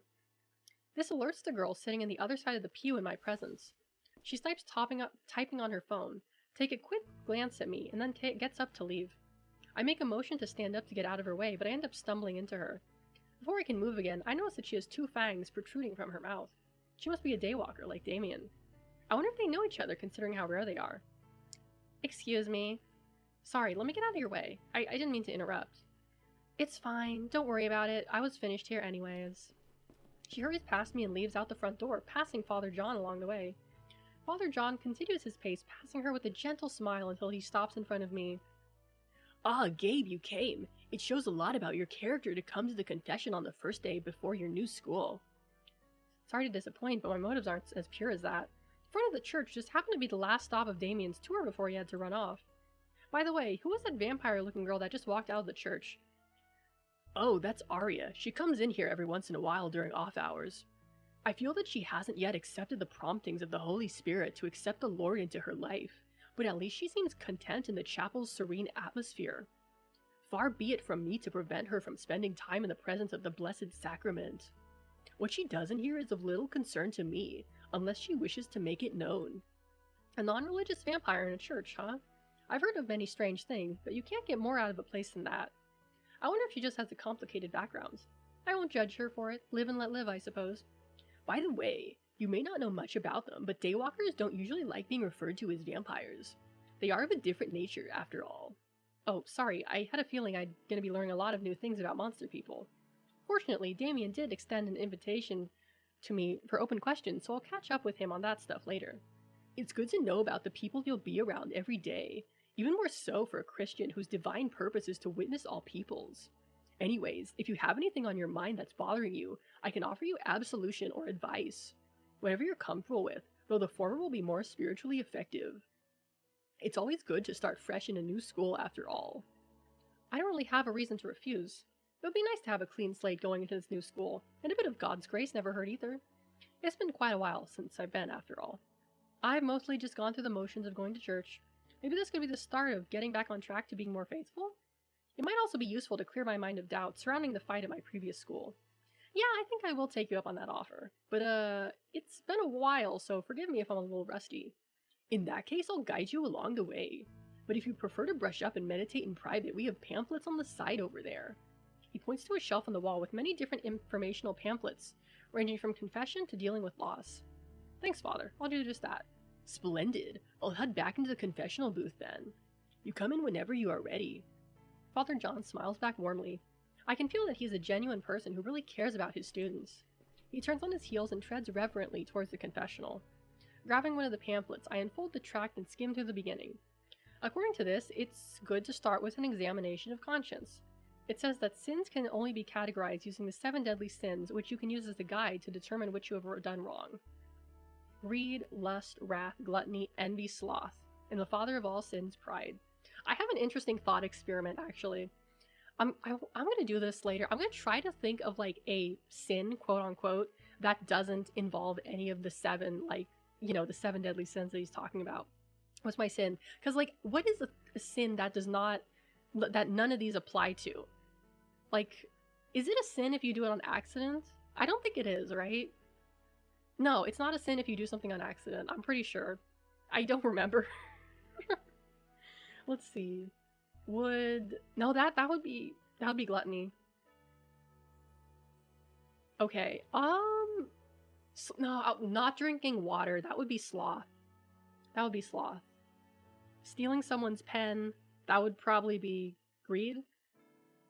Damn, I can't think of one. Perhaps ignorance of a sin or neglect. Ignorance? Yeah, I would say ignorance. I mean, I don't know if ignorance is considered a sin or not, but maybe. I don't know. I guess it depends on who you ask. I can't speak for this. Greed doesn't seem to be a sin that I struggle with. Granted, I've been blessed with a life I haven't wanted for much. Purposeful ignorance. Oh, well, yeah, that could be one, actually. That's a pretty good example. Gluttony, envy, and pride haven't reared their ugly heads in my life much either. Though it could be pride to think like that in the first place. I'll have to meditate on that further another time. I can't say I've never dealt with lust before, but I usually keep myself too busy to fall into that temptation very often. Plus, we keep our computers in a common family area, so I usually try to steer clear of any sites that might provoke unwanted parental attention. As far as sloth goes, I can definitely afford to be more diligent in my prayer life and increase my acts of service to others. And if I'm wrong about my idea of justice concerning the fight, then wrath could be a concern as well. He got off that grind set. I don't think it was wrong to do what I did. I was helping someone get out of a bad situation after all. It can't hurt to get some clarification on things, so I'll ask it anyways. I'm definitely still holding on some resentment for the unjust punishments that my previous school doled out on me, however. Too much of a nerd to bag chicks. Oh. We love our Chad Volcel protagonist. I take all of these thoughts and meditate over them in the pews for a few minutes, trying to think of anything else I may have forgotten. Finishing my meditations, I decide that I'm prepared for my first confession in quite a while. Alright, I think I'm ready to go. I stand up out of my seat and head towards the confessional booth. With my offhand holding onto the pamphlet, I take hold of the door and go inside where Father John is waiting. That's a very nice confessional room. My church did not have a confessional room this nice. I close the door behind me. The door makes an audible click. I wonder if I should sit in front of Father John, not since that appears to be optional according to what I read. Oh, let's sit behind the screen. Yeah, let's sit behind the screen. I choose to sit behind the screen. After all, it doesn't matter if he can see me or not to hear my confession and give me some penance. I began reading off the pamphlet, a formulaic introductory prayer that seems to simplify the beginning of the sacrament. I confess to Almighty God and to you, Father, that I have sinned. It's been quite a while since my last confession. First off, I could be more diligent against sloth by strengthening my prayer life and increasing my acts of service to my fellow man. Very good, son. I'm glad you've decided to come back again. Can you imagine? You go into do your confessions, right? And the priest behind you, he just has a surfer dude voice. He just has like a really bad case of surfer dude voice. I just think about how funny that would be. Oh my god, I would not be able to, I mean, I don't really take it seriously to begin with, but I would not take it, like, I'd probably burst out laughing. It is required by the church to go at least once a year, but we can all use a little extra grace more often, can't we? Plus, we all fall short of the glory of God, so he is there to help us. As for your lack of good works, There are plenty of opportunities here on campus for acts of service for you if that is what you seek. Do you have anything else you would like to confess? Yes, Father. So I'm not exactly sure if this is a sin or not due to the circumstances, but the reason I left my old school is that I had gotten myself into a fight while defending someone else who was in an uncomfortable situation. Two sleazeballs were aggressively hitting on a monster girl, and she clearly told them she wasn't interested. One thing led to another, and I ended up kicking one of them in the gut to get away after he got in a few punches on me. Well, are you confessing or are you bragging? Father John chuckles to himself a bit. I'm only joking. Of course, there are times when our anger goes too far and becomes wrath, but anger itself is a useful tool. Whoa, dude, my son. Like, I'm super stoked that you've returned to the light, my little dude. Oh my goodness. When you are using a tool to defend yourself or others, it becomes what is known as righteous anger, something that even Jesus did when he flipped the tables in the temples. But what if the whole dialogue of turn the other cheek Jesus spoke of? I figured I would take this opportunity to get that question answered, since it seems like a contradiction. In biblical times, there were many customs that needed to be taken into context today, including certain idioms that were popular in the day. In this instance, Jesus was teaching people that if someone insulted you or slapped you on the cheek, that you should invite them to do it again to the other. He was pointing out the frivolity of such actions. There is nothing to be gained by returning to insult to someone who only wishes ill of you. However, that doesn't apply to the case when you or someone else is in imminent danger. In such a case, we defer to the other passages concerning the defense of the innocent and righteous anger. Thank you for clearing that up for me, Father. I feel like I already knew that, but I'm glad to know that my sense of justice isn't too far from what the church teaches. I have a lot of thinking to do about all of this. I'm thankful that he's both knowledgeable and understanding. Oh, Moose, welcome in! So the heavenly virtue opposite of wrath is patience, so maybe we can interrupt wrath to be haste? Huh. I never thought about that. I mean, yeah, if patience is a virtue, then why is haste not a sin? Interesting, I've never thought about that before. It really is reassuring that there are people who can give clear and concise answers like this. I would also like to confess my resentments against the administrators of the school. I know I was right, but it's probably not healthy to hold on to anger like that. Understandable anger in the face of unjust punishment, but yes, it would be healthy to let it go. Instead, pray that they will gain wisdom that comes from God to judge righteously and with justice. Those are all the sins I can recall this time. In that case, before I give you your penance, I would suggest joining one of the school clubs, each of which should give you an opportunity to serve others, God, and yourself. For your actual penance, I want you to pray and meditate on the Lord's Prayer, focusing on the words Our Father, especially in the fact that He loves us so much as to humble Himself, so as far as to allow us to call Him so familiarly Abba Father, as we are His children. And finally, I want you to say a prayer for the people who are tormenting you, and for your friend, as well as the administrators of you at your former school. It may be hard to do, but pray for a conversion of heart that they may become better people through Jesus our Lord. That might be fairly difficult for me with how I feel about them, but I'll give it some thought. Now please pray on an act of contrition. Looking back at the tract, I see the prayer at the end of which appears to hit all the right meanings as it was tempered over time throughout the ages. As I try to focus on what the words truly mean, I begin to remember some of it from my faith formation classes. Perhaps I remember more than I thought. As I finish, Father John begins his final prayer of absolution. God the Father of mercies, through the death and resurrection of His Son, has reconciled the world to Himself and sent the Holy Spirit among us for forgiveness of sins. Through the ministry of the Church, may God give you pardon and peace, and I absolve you from your sins in the name of the Father and the Son and the Holy Spirit. Amen. Amogus? He did say Amogus. At those words, I absolve you from your sins. I feel a deep warmth and even a shiver from inside me. The Holy Spirit? I cannot say, but I won't doubt it. Amen, and thank you, Father. Any time, son. I stand up, reflecting on the greatest mystery I just participated in. Maybe there is something more to these sacraments that I've been giving attention to. I gently retreat through the door of the confessional and close it behind me. Still in a reverent state of mind, I start walking down the aisle heading towards the front of the church to pray. As I pass near the front pews, I notice a certain succubus that I met earlier praying by herself. Aren't they supposed to be related to demons somehow? Receive absolution, my little dude. And instantly I dismissed the thought. Even I know that demons don't have physical bodies. The reality is, I still may have some biases left over from the media I consume and the students at my old school. She looks up at me a little surprised, but averting her eyes back down to the book she holds in her hand, trying very hard to evade my notice. I decide to let her be and start to pass her when I hear a small voice behind me. Hey, is Father John ready for another confession? Turning back around, I see her looking up at me from behind the book. It doesn't appear to be the one she hit Clover over the head with earlier.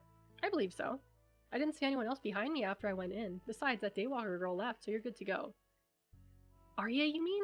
Anyways, thanks.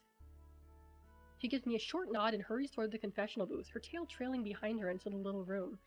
I can only presume what a succubus girl would confess, but I won't be uncharitable. Allowing the thought to escape my mind, I find an empty space near the front to pray and perform my penance. Lord, I know that we don't talk much, except during the morning prayers, but thank you for letting me have the opportunity to confess my sins to you this evening. Next I pray the Our Father, focusing on the beginning like Father John said. The idea that the Almighty would humble himself to create us and call us his children is astonishing if I think really hard about it.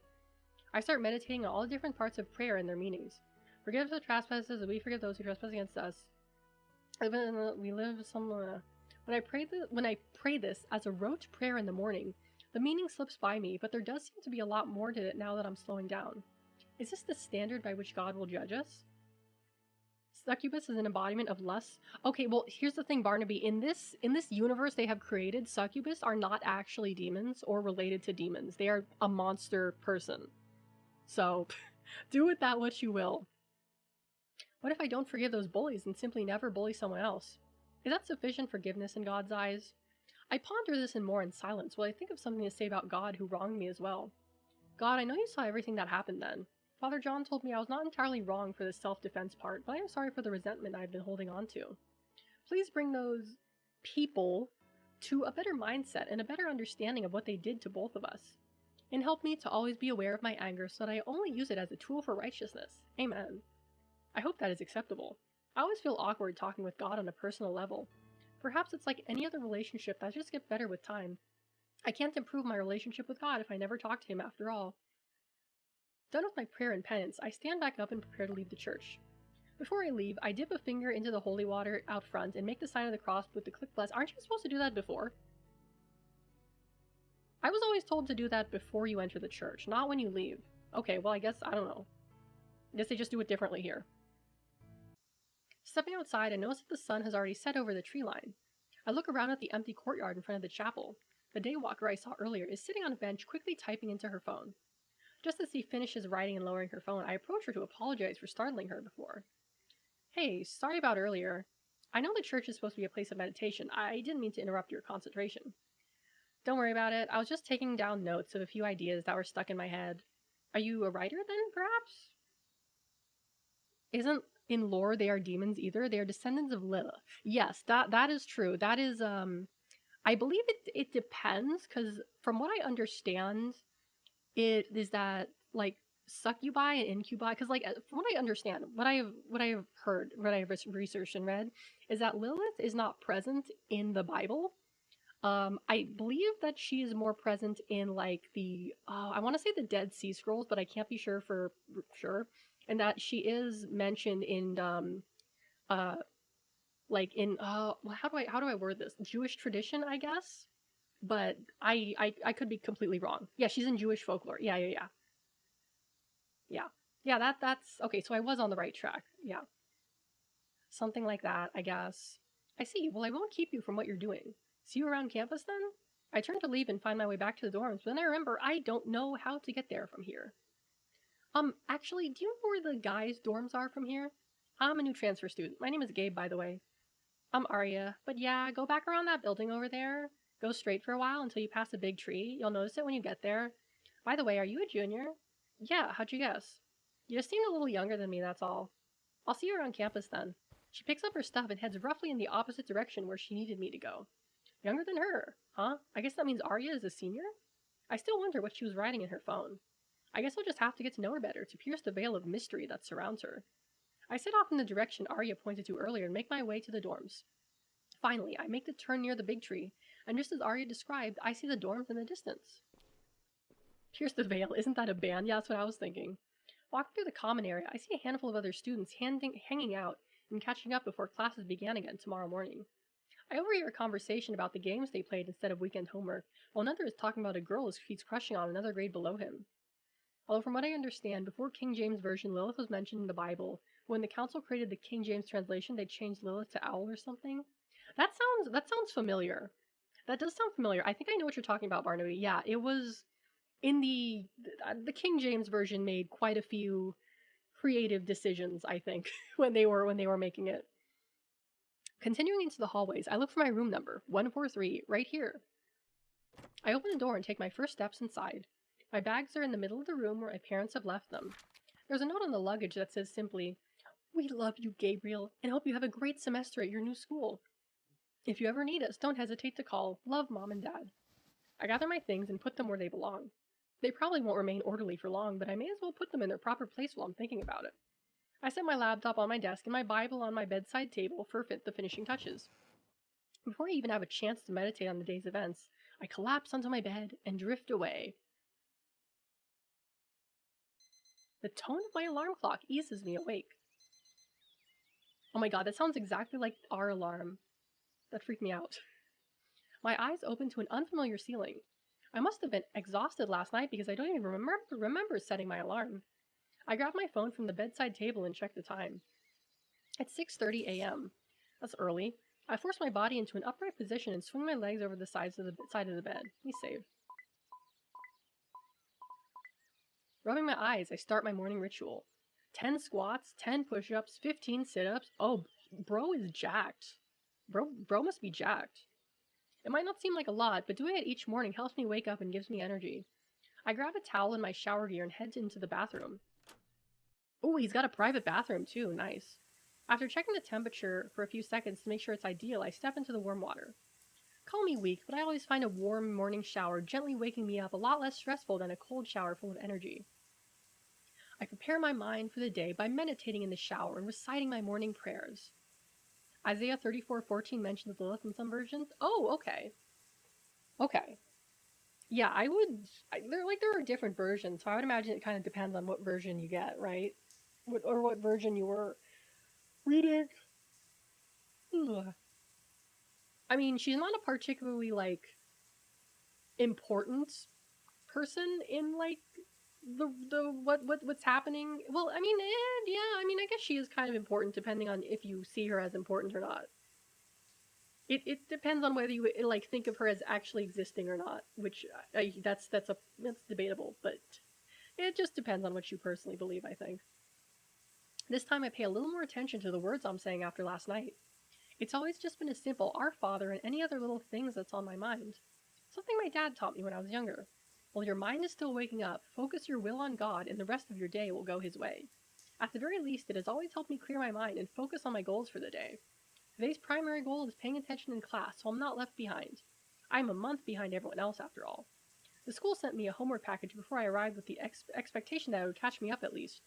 As I'm meditating on the day, I wonder if other people's morning rituals have any resemblance to my own. After finishing up in the shower, I put on my uniform and scarf down a quick breakfast before my morning meal. Why are you eating breakfast before your morning meal? I guess he's hungry. Okay. The problem I think is that most translation come from the King James Version, but the living translation and ones like that are from the original languages. I think it was changed in the King James Version in order to control the masses. Yeah, no, I think the same thing. I mean, the only real, you can only really say that you actually understand, what is written in, the Bible if you, can read Aramaic, which is a dead language. I mean, it's Aramaic, right? That was the language it was written in originally. I think it was Aramaic or perhaps Hebrew. Yeah. Greek and Hebrew. Oh, it was. Oh, Greek? Really? It was really originally written in Greek? I did not know that. Okay. Yeah, Hebrew, that makes sense. It's not ideal nutrition, but it does its job of holding me over until lunch. All the other guides wearily make their way through the hall and out the doors onto the campus. I follow the steady but disconnected stream of students heading from all over the main school building. As I enter the classroom, I am greeted with a familiar face. "Good morning, Gabe. Did you find your way here all right?" Such a bright and cheery attitude this early leaves no doubt in my mind that she is a morning person. How did she... She must have like adaptive clothing because I don't see how you can put like a shirt on with those like feathers, right? Like, good morning, Sarah. You're here early. Class doesn't start for another 10 minutes. Well, you know what they say, the early bird gets the worm, though I can't really stand to touch worms, too slimy. Now that makes me wonder if harpies actually do eat worms, though I'm too afraid to ask. Anyway, speaking of worms, here comes Ren. I follow Sarah's gaze to the door and watch as Ren enters with a backpack slung over her shoulder in one hand. The Lord works in mysterious ways, truly. What's happening, Sarah? Morning, new guy. Oh, I get it. Worm is in... Never mind. Good morning. Good morning. Have you met Gabe yet? Yeah, he was following Damien around like a lost puppy yesterday. I hear he's pretty good at sports. Oh, you'll have to show us in gym today. Depending on how good your skills are, I'm gonna have to scout you for the basketball team. Not if I get him into the martial arts club first. Sarah and Ren continue fighting over which club I'm going to be forced to join as they take their seats. With my gaze still focused towards the doorway, I notice Clover and Ava entering the room. Ava looks in my direction and shyly raises her hand in a short greeting before finding her seat. As she does this, she looks slightly more directly at me and blushes a bit before focusing her attention back to Clover. I wonder if it's because I saw her before the confessional last night. It's nothing to be embarrassed about. I was there for myself too, after all. While thinking to myself, Clover sleepwalks her way in, but still manages to find her seat despite this. Damien walks in soon after giving me a quick yo, with his signature wave and finds his seat. He looks about as tired as Clover. What fascinates me is the folklore of the Nephilim, which I think is another word changed when translated. Yeah, that would not surprise me. It would not surprise me if, like, a lot of words got translated. I wonder if his student council duties extend into the weekends or even late at night. By the time class is about to start, I'm still left awkwardly standing around near the front of the class. Fortunately, I'm saved by the teacher, who opens the door soon after. Oh, yes, we have a monster girl nun. She's like a sheep girl. Oh my god, sheep girl nun. Good morning, class. A nun in her habit floats gently into the classroom. Oh, you know these guys are getting beat if they have a nun teaching. You know they're getting their asses beat. My eyes focus on the two circular horns affixed to the side of her headdress. I also notice that there's a cloth belt wrapped around her waist to which affixed is a rosary. Her left hand is adorned with a plain silver ring on her right finger. Obviously, she's not married, but if I had to guess, it's likely a symbol of her perpetual vow of chastity. The other students quickly wrap up their conversations and take their seats. I am left standing awkwardly at the front of the class, waiting to be assigned a seat. I take a quick note where the teacher's name is written, Sister Talia. Sister Talia is a sheep person. Oh, she's the sheep person. Oh my god, just like Dolly. Instead of hitting you with a ruler, she just headbutts you. And a teacher at St. Thomas Aquinas High School who primarily teaches religion, science, and English literature. She often has a peaceful smile on her face until the subjects of science and religion come up, causing her eyes to sparkle with intensity. Yeah, she wears a ring. Okay. You'd be breaking the rules left and right. Today we have a new transfer student from a town 3 hours over. Gabe, why don't you introduce yourself? I should have expected to be put on the spot like this. I quickly think of some basic things to say that should suffice as an introduction. Hey all, my name is Gabe. I've grown up a lifelong Catholic, and although I usually like staying out of the center of attention, I'm a good ways from home, so I hope to get to know more people here. I finish hoping that's enough. I could have mentioned casual sports, gaming, or music, but I didn't think it would be worth mentioning them. I just dabble in a lot of different hobbies, but I don't excel at anything in particular. Jack of all trades, master of none, I suppose. The class applauds in welcome as Sister Talia points me to a seat near the window. Fortunately, it's right next to Damien and in front of Sarah. She gives me a wide grin and excitedly shifts up and down in her chair as I approach. I take my seat as the teacher begins the day. I hope you are all nearly done reading a book from last week's assignment. There will be a quiz this Friday, depending on the book you choose. Most of the other students groan at this news. Gabriel, since you're coming in partway through the assignment, I will delay your quiz and allow you the weekend to catch up. We are going over books that our Protestant brethren have written, then comparing and contrasting the many values we share in common. You can pick from one of these titles, these 3 by C.S. Lewis. She hands me a sheet of paper with the assignment on it. The books in question are Mere Christianity, Screw-Tape Letters, and The Abolition of Man. Have to check one of these out in the library later today. It shouldn't be a problem, I'm a fairly quick reader. I stick the paper in a binder for safekeeping, and return my attention to the front of the classroom.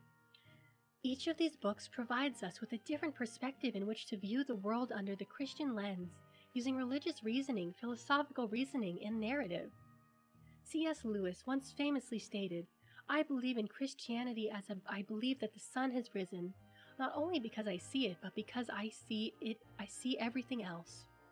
What he meant by this is not simply that the Christianity can explain the things that which we may not know yet, know in the sciences, a fallacy known as God of the gaps, but that within this world, this one worldview, all sorts of why questions can be answered, not in the casual sense, but as far as the sense of why should anything matter. It has an answer for every moral question and quandary, and when viewed as a whole, holds no rational contradiction. And when there appears a contradiction, it's usually due to a faulty personal interpretation. For Catholics, this isn't a problem since we refer to the church teaching through magisterium. Now, the magisterium was established to keep and organize the findings of the church, as it has for the last 2 millennia of its existence and beyond. All this religious theory right off the bat on the first day is a lot to take in. I believe all of it, of course, but it's unreal to see it taught in the classroom. I wonder what the world would be like if basic religion and philosophy were taught in public schools. Would it at least encourage more thoughtful discourse? Who really knows? I think about Arya for a moment, remembering that Father John said she isn't religious. I wonder if she cares about being taught about religious philosophy, or if she just expects it, having been enrolled in Catholic education. Oh, do we get to convert her? Do we get to date her and convert her to Catholicism? Sister Talia calls out to various students about what they've learned so far. Her first victim is Clover, who, with more coyness than shame, admits that she hasn't started the reading yet. Sister Talia just shakes her head and sighs. Sarah whispers behind me, "Clover is a big-time gamer. She's more likely to stay up late on her computer than read, but I hear she's naturally smart, so she has good grades. It's probably why Sister Talia isn't too hard on her." Sister Talia's next target is Ava, who I thought would act more timidly in front of the class. She instead surprises me with a confident answer. Sarah speaks up again behind me, confirming my suspicions about Ava's hobbies. "If you haven't noticed already, Ava is obsessed with reading, although she's a lot more book smart than what you would call street smart." "Sarah, do you have anything to add to the discussion?" "No, Sister Talia, I'm sorry, ma'am." Sarah zips her lips tight. I can practically feel the redness of her cheeks radiating behind me. Class continues along with no more interruptions from Sarah. I suppose she learned her lesson. After class, the class pours into the hallway for lunch. I expect most of the students are heading to the cafeteria, so I followed them since I don't remember exactly where it is from yesterday's tour. The menu seems typical of any other school cafeteria. A build-your-own sandwich station with a simple salad bar and main item of the day. Then it looks like burgers or chicken fingers with a few vegetable sides. Since I don't recognize anyone inside, I grab a plate and load it up and head outside. The sun shines brightly on everyone in the courtyard. Everyone is either sitting and eating at picnic tables or standing around talking to each other under shaded trees. On the side of the courtyard, I spy Sarah and Ren at one of the picnic tables with our several unoccupied seats. They appear to be having an animated conversation about something. I feel bad interrupting them, but I don't see anyone else I know around here. Sarah seems very sociable, so I don't think it'll be a problem. Might have to beware around Ren, however, since she seems like she wants to measure up my athletic abilities. I should take this chance to get to know them a little bit better. I approach them while they're still actively chatting. It looks like Sarah chose the chicken fingers, as most of her food is still on her plate. Meanwhile, Ren is responding with a mouthful of her burger. "He was telling me that a gallon of milk a day is the fastest way to bulk up muscle, and when he finished drinking the whole jug, he spewed all over the sidewalk." Ren lets out an uproarious laughter as she washes down her burger with her own bottle of what looks like a protein shake. Sarah chuckles at Ren's story, then notices me approaching. She waves me over and motions me onto the bench attached to the table. "Hey Gabe, Ren was just telling me a story about a guy at her gym who was trying to give her, of all people, tips on how to bulk up." "Huh, he didn't even have the decency to try my routine after he embarrassed himself like that." Ren takes another chug of her shake with a wide motion, wipes away a milk stash that it leaves behind. "So we hear you're somewhat of an athlete yourself. What's your game?" "An athlete I am not, but I did play a little basketball in elementary school and did taekwondo in middle school. My dad coached the basketball team, but I couldn't say I've kept up my skill set. And I only got as far as advanced blue belt and martial arts classes. I thought to mention those two because they were relevant. I also tried swimming once, but I wouldn't have to admit that I quit after I lost my swim trunks during an initial dive while practicing before a competition. Oh, that's rough. At least only the guys' team saw that incident. Don't be so modest, I'm sure you're pretty good at something. Yeah, you stood your ground when I decked your shoulder yesterday, didn't you? My hand instinctively moves to my shoulder where she punched yesterday. I rolled it around a bit and can still feel some of the bruises she left, but I laugh it off anyways. No sweat, it only left a little mark, it wasn't dislocated or anything. Ren chuckles at my remark, eyeing my shoulder as I rotate it around in its sockets. Well, since you know a little about us already, what kinds of things were you into at your old school? I'm being honest when I say I didn't have a lot of focused hobbies. But I could pick one of my minor hobbies that I know these two are into and go with that. What kind of hobby was I? Okay, socializing. Honestly, I just kind of mingled with a few groups of friends here and there and occasionally went to a few house parties. Really? I wouldn't have pegged you as much of a socialite.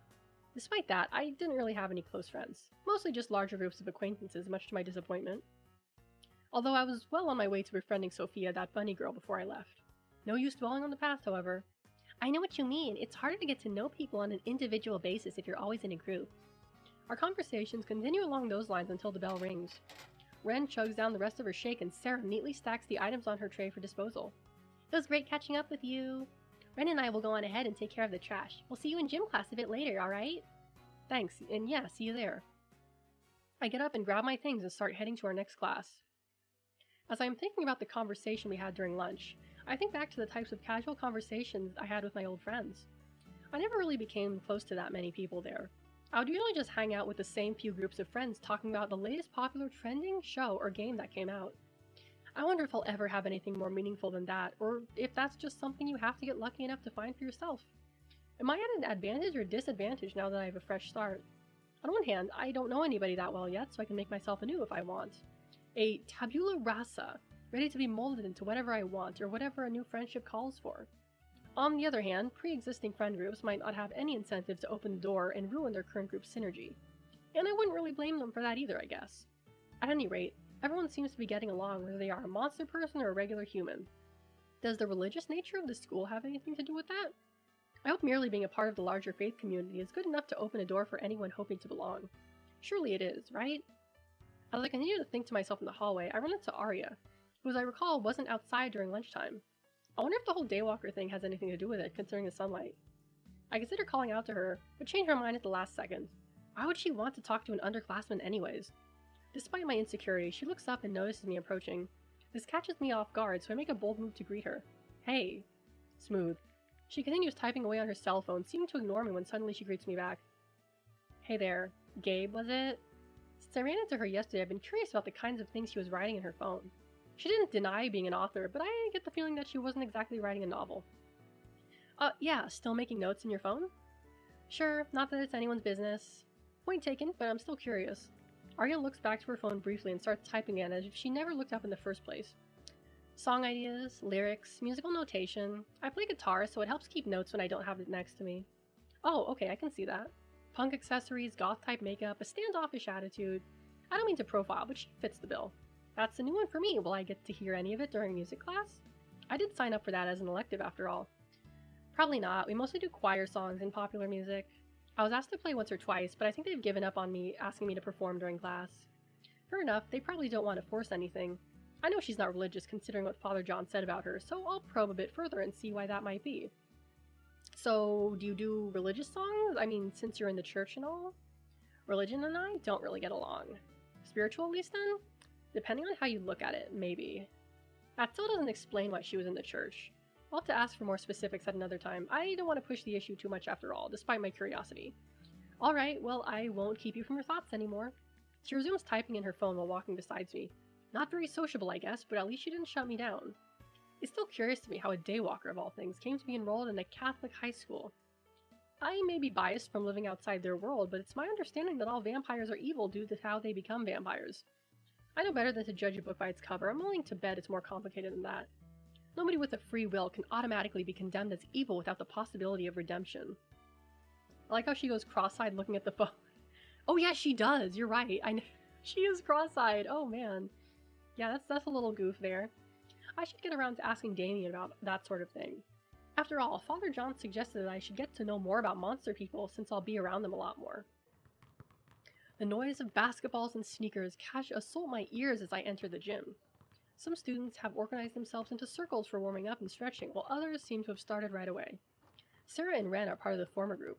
Other groups of students head straight towards the bleachers to socialize or read by themselves. It kind of defeats the purpose for a class dedicated to moving around, but I'm sure it's a welcome break for some. It comes to me as a surprise when Arya walks past me and takes a seat in the bleachers, still on her phone. I guess they combine a lot of different grades for electives. You've been considering the possibility of salvation for vampires, but would do you think that salvation would kill them? I feel like it would, but I don't know. I could be wrong.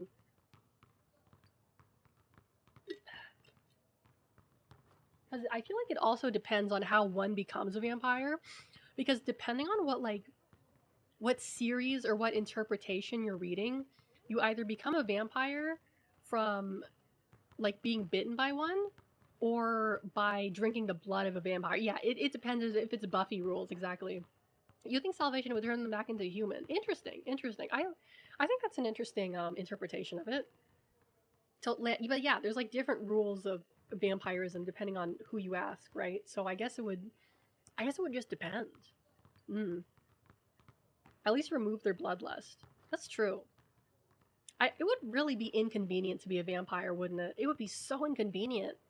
Because you can't go outside during the day, and then you have to like break into people's houses and like suck their blood to live. That's such a pain in the ass.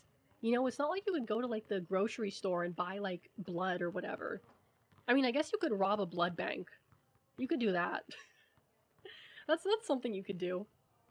Um, I guess. Okay. Anyway, that means I'll have her in both music and gym class.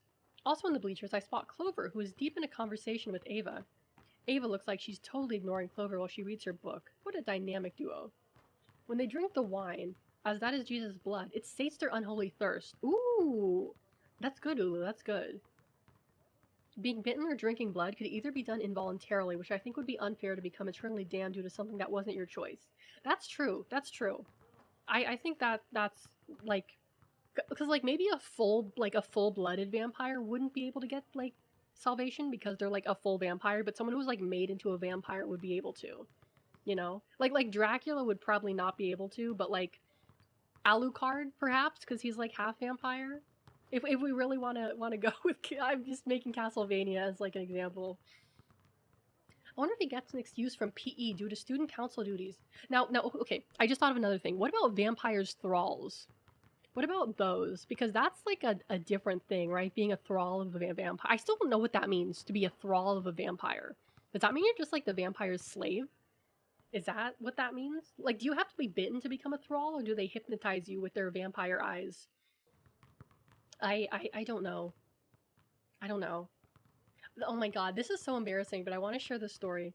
So one time I was like, this was when I was like trying to see what the hype about ASMR was about when it was becoming popular. And I was like, okay, I'm gonna listen to this like vampire boyfriend ASMR and see if it's any good, right? And so I'm listening to it and I'm like, okay, well this isn't bad so far. And then the guy is like, look deep into my eyes, my glowing red vampire eyes. And I just started laughing so hard. Like, just imagine someone saying that to you in like a romantic context. Look into my glowing red vampire eyes, my darling. That's like something Vox Akuma would say. Oh boy. I could never take any of those things seriously ever again because of that. Because it's like the moment that the person who is like doing it says something that like just is slightly like off-putting or like could be like considered just takes you out of the immersion. It's so funny to me. You watched RP ASMR? I did because I was trying to get into like ASMR because it was like becoming the hot thing, and I was like, okay, well, I'm lonely, so I guess I'll do what all the other lonely girls do and watch and listen to that. Go for the no talking ones. No, those are even worse. I don't like ASMR. I don't like ASMR at all. It literally makes me want to throw up. Like, even the whispering, like, if I just see a video of someone, like, doing the whisper, I'm just like, ugh. Like, it's so viscerally disgusts me. I can't listen to it. It's just icky. It's so icky. I don't like it. At my other school, we used to do whatever activity or sport the PE coach directed everyone to do, but it appears that the school has a bit of a choice. I guess it's a matter of what I'm feeling more active and competitive today or not. I could see how my skills match up to Ren, or just get to know the lazy bums in the bleachers a bit. Before I even have a chance to choose, Ren calls out to me. Oi, new guy! You'd better get geared up. I'm not letting you skip out on your first day here. Guess my mind is made up for me. In that case, it's time to get my blood pumping and stretch out these muscles. It's a good thing I've kept up with my daily morning workout, so I won't be too out of shape for this. Hold on, I gotta wipe my nose.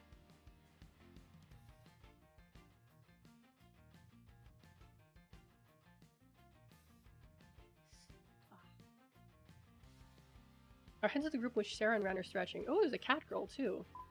As I approach, Sarah beams a bright smile towards me. Next to her, a short cat-type monster girl sizes me up. Hey Gabe, ready to show off those skills you have against Ren? I'm not quite sure if I am ready for a true test of my skills against Ren quite yet, but I'll humor her. Cat girl, unholy creature. Can cat girls achieve salvation? Can cat girls be saved by the love of Jesus Christ? Yeah, you're on. Let's do this. I look over at the cat girl, wondering why she's still staring at me. Oh, by the way, this is Maya. She's a senior on the girls' basketball team. Hey, nice to meet ya. She pushes her fist towards for a fist bump. I respond by bumping my fists with hers. We all know only seals can be the Pope. Truly, truly. Can't wait to see what you're made of. From what Ren and Sarah tells me, you're hot stuff. I wouldn't quite go that far. We split into two roughly equal groups. Besides a few other random students, Ren is in the opposing team and Sarah and Maya are on mine. Good, at least I won't have to completely depend on my own average fitness versus Ren's superior athleticism. She may be a girl, but Ren is still a little taller and much more fit than me. Want to make things more interesting, new guy? How about we make a bet? If my team wins, you come and check out the martial arts club after school sometime this week. Deal? Sure, I don't see the harm in that. What do I get if we win? How about you check out the basketball team instead? We can settle this once and for all. Alright, deal. Hey, wait, both deals end in an obligation for me. Don't I get a say in this? But my protests were unheard. Alright, guys. I know we don't usually bother counting the score in gym, but I want to put Gabe here to the test, so first team to 40 wins. Everybody cool with that? Everyone nods in agreement, hyped to have a more serious game than usual. I expect that they're just as excited to know my potential as they are to play seriously against Ren. One of the students takes a basketball for the initial toss-up. Ren takes center for their team and I take place for mine. We look seriously into each other's eyes, with a competitive grin, ready to act as soon as the ball is in the air. The student drops the balls low and then throws it up in the air between us. Now, Ren already has me beat in height by an inch or two, but the height at which she jumps astounds me.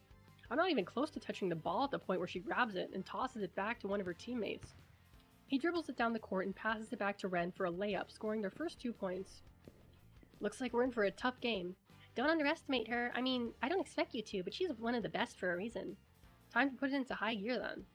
I hype myself up and try to go full beast mode, focusing my attention, readying my muscles, and preparing to win. Competing just takes a different state of mind, it doesn't matter what you call it.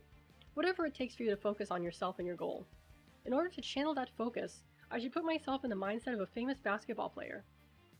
Let's go, the power of the average man! Who was it that my dad was always talking about again?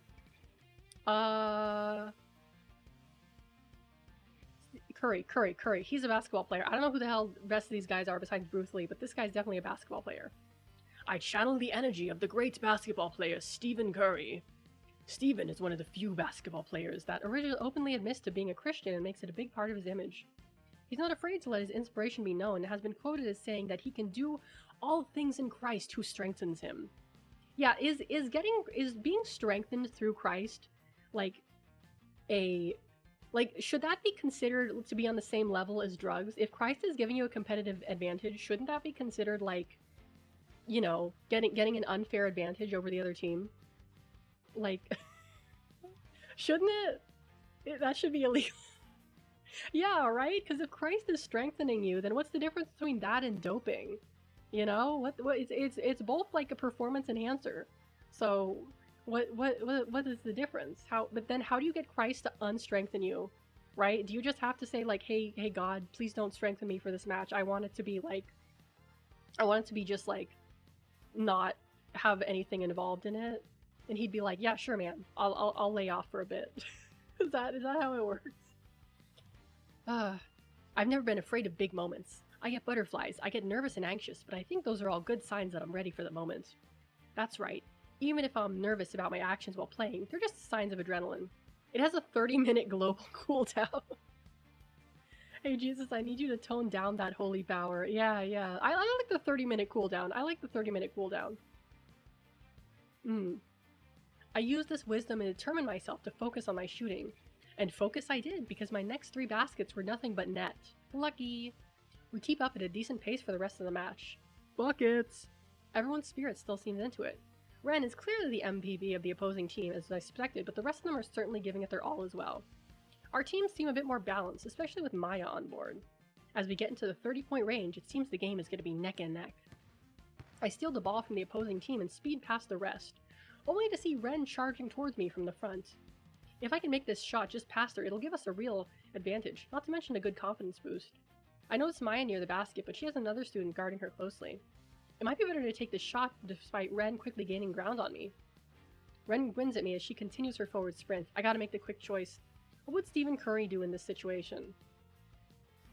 Do I take the shot or pass it to Maya? Well, considering this bitch is like taller than me and can jump super high, I don't think that would be a good idea. But Maya, if she is doing good, I see no reason why. If she's closer to the basket, then I see no reason why I shouldn't pass it to her. I'm gonna pass it to Maya. Better play it safe and pass it to Maya. That way the pressure is off me so I can focus on dodging this giant dragon girl who's just short of taking me out. I recklessly toss the ball to Maya despite the opposing team member covering her position. Unfortunately, this leads to a bad throw and the opposing team member ends up stealing and scoring because of it. I should have taken the shot. I should have taken the shot because Christ was strengthening me, and through Christ I would have made the shot. That's what I should have done. Meanwhile, Ren continues her forward momentum, eager to stop me from taking action. I don't know what she's thinking, but she's getting awfully close to hitting me. And then, smack! Ren's body collides into mine, sending me flying backwards onto my rear, and sliding me back further another few feet. Whoops, sorry about that. Sometimes I get a little too enthusiastic and lose my sense of depth. Ren continues over me and offers a hand to help me back up. I graciously accept the offer. We give it our all, but in the end, we didn't manage to beat Ren's team. Somehow, I think that if I was in a better mindset, I could have managed it. No use dwelling on it, however. It's just a game after all. While I stand back with Ren's help, Sarah and Maya jog over to give their 2 cents on the game. So close! We were so close! But not close— what voice was I doing for her? But not close enough. We really put the pressure on you, huh? It was a good game for sure. I don't have any regrets about how we played, and it really pushed us all to the max. Yeah, I think I got a lot out of that. Win or lose, it was a good game all around. I think so too, but your loss means you gotta come to a martial arts club practice tomorrow. Maybe we can teach you not to freeze up when someone bigger than you is rushing towards you. Ren's self-awareness of the crashing incident makes me believe that she meant to tackle me on purpose. Don't take it personally. Even I'd hesitate in the face of Ren. Oh wait, that's the cat girl, oops.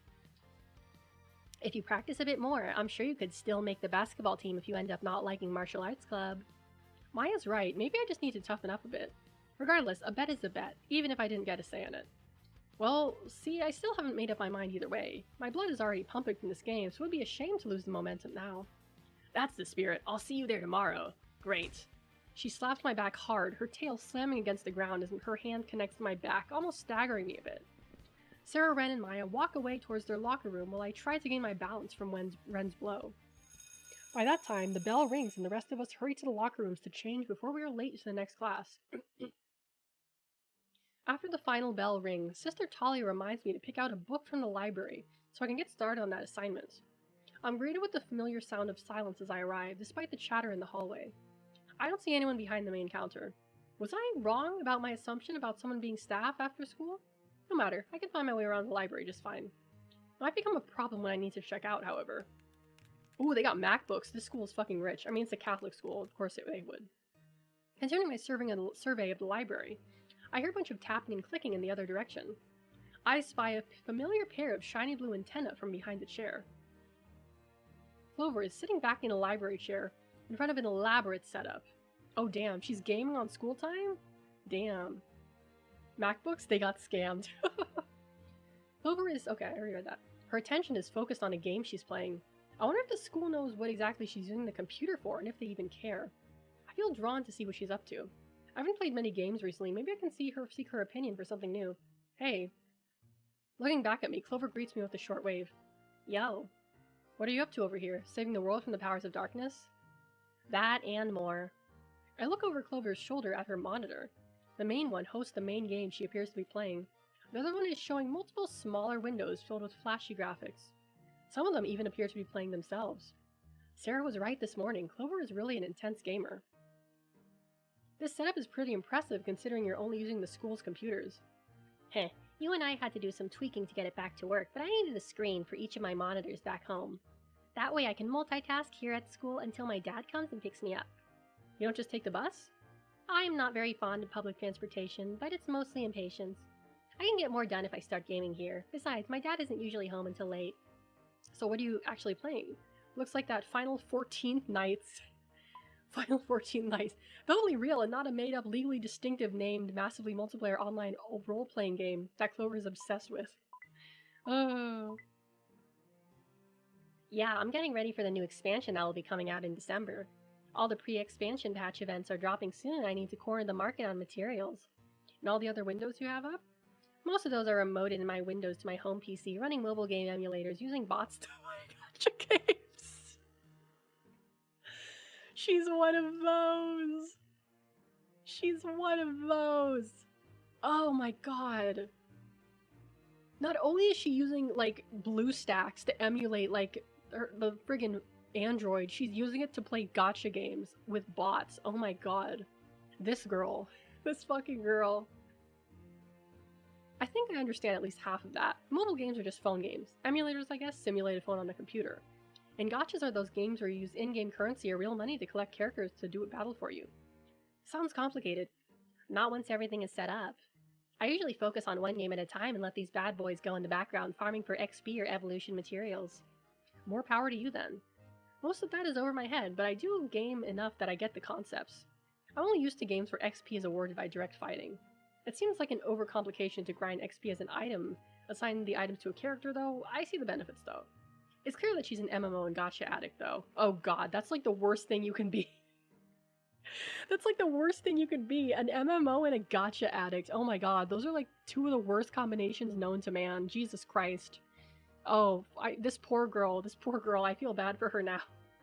She has fallen into the depths of evil. She has strayed from the light of Christ. We need to save her. We need to save her. I hope if you marry her, you end up homeless. Oh.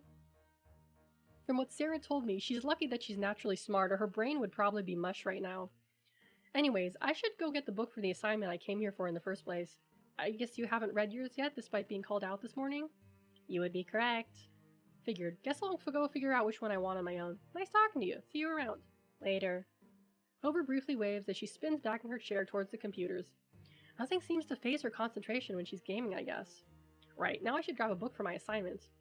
I lose myself in thought for a bit, trying to decide which one to pick. I notice that the main counter is now occupied by Ava. Ooh, illustration, nice. It seems like she's already lost in a book despite not having been there before. I wonder where she was before. Considering her position now, she must help out the librarian after hours. I don't think I've ever seen her around campus without a book, so it shouldn't surprise me that she maximizes her time in the library. I'm still considering which of the 3 titles I should pick. I should ask Ava and get her opinion on things. Suddenly, I hear Ava's voice from behind the counter. Gabe! Hey, Gabe! I turn my attention back towards her. She beckons me with her hand to come to the counter. Have you decided which book you wanted? I actually have each of them here since I knew you'd be coming. I must have been where she was while I was with Clover. How very thoughtful of her. I mean, I did it for the whole class last week too, so it's not just for you. Anyways, just let me know which one you'd like. She shyly turns her face as she says this, like she said something embarrassing. Odd. Well, as a matter of fact, I haven't been able to make up my mind about which of these 3 books I should pick for the reading assignment. Which one did you happen to read? Ava hesitates for a second, looking a little embarrassed, and in a somewhat small voice replies, I read all 3. Okay, I didn't expect that much dedication to reading. Ava must really spend her free time in books then. Okay, that's even better. You should be the best person to ask for an unbiased opinion on each. Which do you think I would get the most out of? Well, if you prefer the allegorical fiction, then Screwtape Letters is an obvious choice. It follows the conversations between higher and lesser demons through the letters as they try to corrupt souls. During the story, you learn how to recognize and avoid the traps demons try and lay for us. Sounds like it could be an entertaining way to look at the Faith 2 storytelling. I'm interested for sure. As for nonfiction, Mere Christianity is the bread and butter of shared Christian theology. It's a lighter take on apologetics that most people should be able to grasp. It could be beneficial to see what things all Christians, whether Catholic and Protestant, have in common. And I know I've heard this title somewhere before, so it must be popular. Lastly, The Abolition of Man is a deeper dive into Christian theology that criticizes and warns about moral subjectivity, focusing on natural law arguments throughout. Moral subjectivity? Natural law? Sorry, I'm not sure I understand what either of those mean. Oh, well, natural law is the theological term that refers to why things are the way they are, through observation of nature and the world, as well as the truths extracted from such observations. And as for moral subjectivity, it's the thought that whatever is true to me might not be true to someone else. The opposite of this is moral objectivity, which states that morality is unchanging regardless of the subject or person, but is dependent instead on the objective situation. This is what Lewis argues in favor of. Don't worry if it's over your head, it doesn't come easy for everyone. Then again, if you want the challenge, it'll get you thinking for sure. Now this one seems like it has real substance. If I want to deep dive into some philosophically based theology, this might be a good start. And even though it looks like it's about half the size of the other books, I'm betting that it'll take me just as long to comprehend as to read it since the subject matter is so dense. By the time she finishes the final book's explanation, Ava realizes how long and confidently she's been talking and blushes a bit. Anyways, just let me know which one you'd like. She did give a lot of info on each book to think about, so what should I pick? Screwtape Letters sounds really interesting, but I like the name, The Abolition of Man. It sounds so cool. The Abolition of Man versus the Screwtape Letters. I mean, Screwtape Letters would probably be easier, although she said it's longer, and The Abolition of Man is shorter, but I feel like this could be interesting. I'll do The Abolition of Man. I think I'm ready for a challenge, so The Abolition of Man is right for me. Good choice. I think you'd like it if you're into apologetics, I mean. What are apologetics again? A word that means in defense of something. In the context of this visual novel, it means in defense of the Christian faith. Oh, okay. Oh, definitely. I mean, rather, I'm thinking of getting into it since I haven't ever really taken my faith that seriously. I've heard good things about C.S. Lewis's work on the subject. Well, hopefully this opens up a few doors for you. If you have any apologetics questions, feel free to ask me anytime. That is, unless you want to ask Father John or Sister Talia, since I'm sure they're more wise and experienced as spiritual guides. No, I'm sure your advice would be just fine. I'll keep you in mind if I have any questions, thanks. Ava grabs the book from under the table, scans a brand new library card, scans the book, and hands me both. Wow, thanks. Pays off to be the new kid, huh? Don't let it go to your head. It's not like I'm treating you any different than anyone else. Only kidding, only kidding. Thanks for the help. While she's doing all of this, I take the opportunity to get to know her a bit better. So, what kind of books do you normally read, specifically, I guess? I know Clover suggested romance. Ava cuts me off by dropping the book in front of me and clearing her throat. Guess that's a dangerous road to travel for her. Well, I like to dip my toes into many different genres, both fiction and non-fiction. So you could say you're a well-rounded jack of all trades? You could say that, but I'm not a master of none. I take pride in the large varieties of books I read, not just the quantities. Well, do you have any recommendations for me, aside from my obligatory academic reading? Ava thinks to herself a bit, eyeing me for a second, then coming to a conclusion. Pick a genre. Anything? Yep, give me a genre and I'll give you a few recommendations from each. Alright, let me think. What am I in the mood for right now? She's gonna get pissed if I say romance. We'll do sci-fi. I'm in the mood for innovation. Cool, strange things that could be around the corner. Maybe even some space and robots. Ava thinks for a moment, then takes a deep breath, and then unloads with a handful of sci-fi recommendations. Asimov is my go-to for sci-fi, so maybe I'd go for a short story collection or two from him. Maybe I, Robot or general best of book. For modern sci-fi, even pseudo-religious philosophy, you could try reading Ten Chang's short story collections. He has some very unique ideas that often combine psychology, technology, and religion.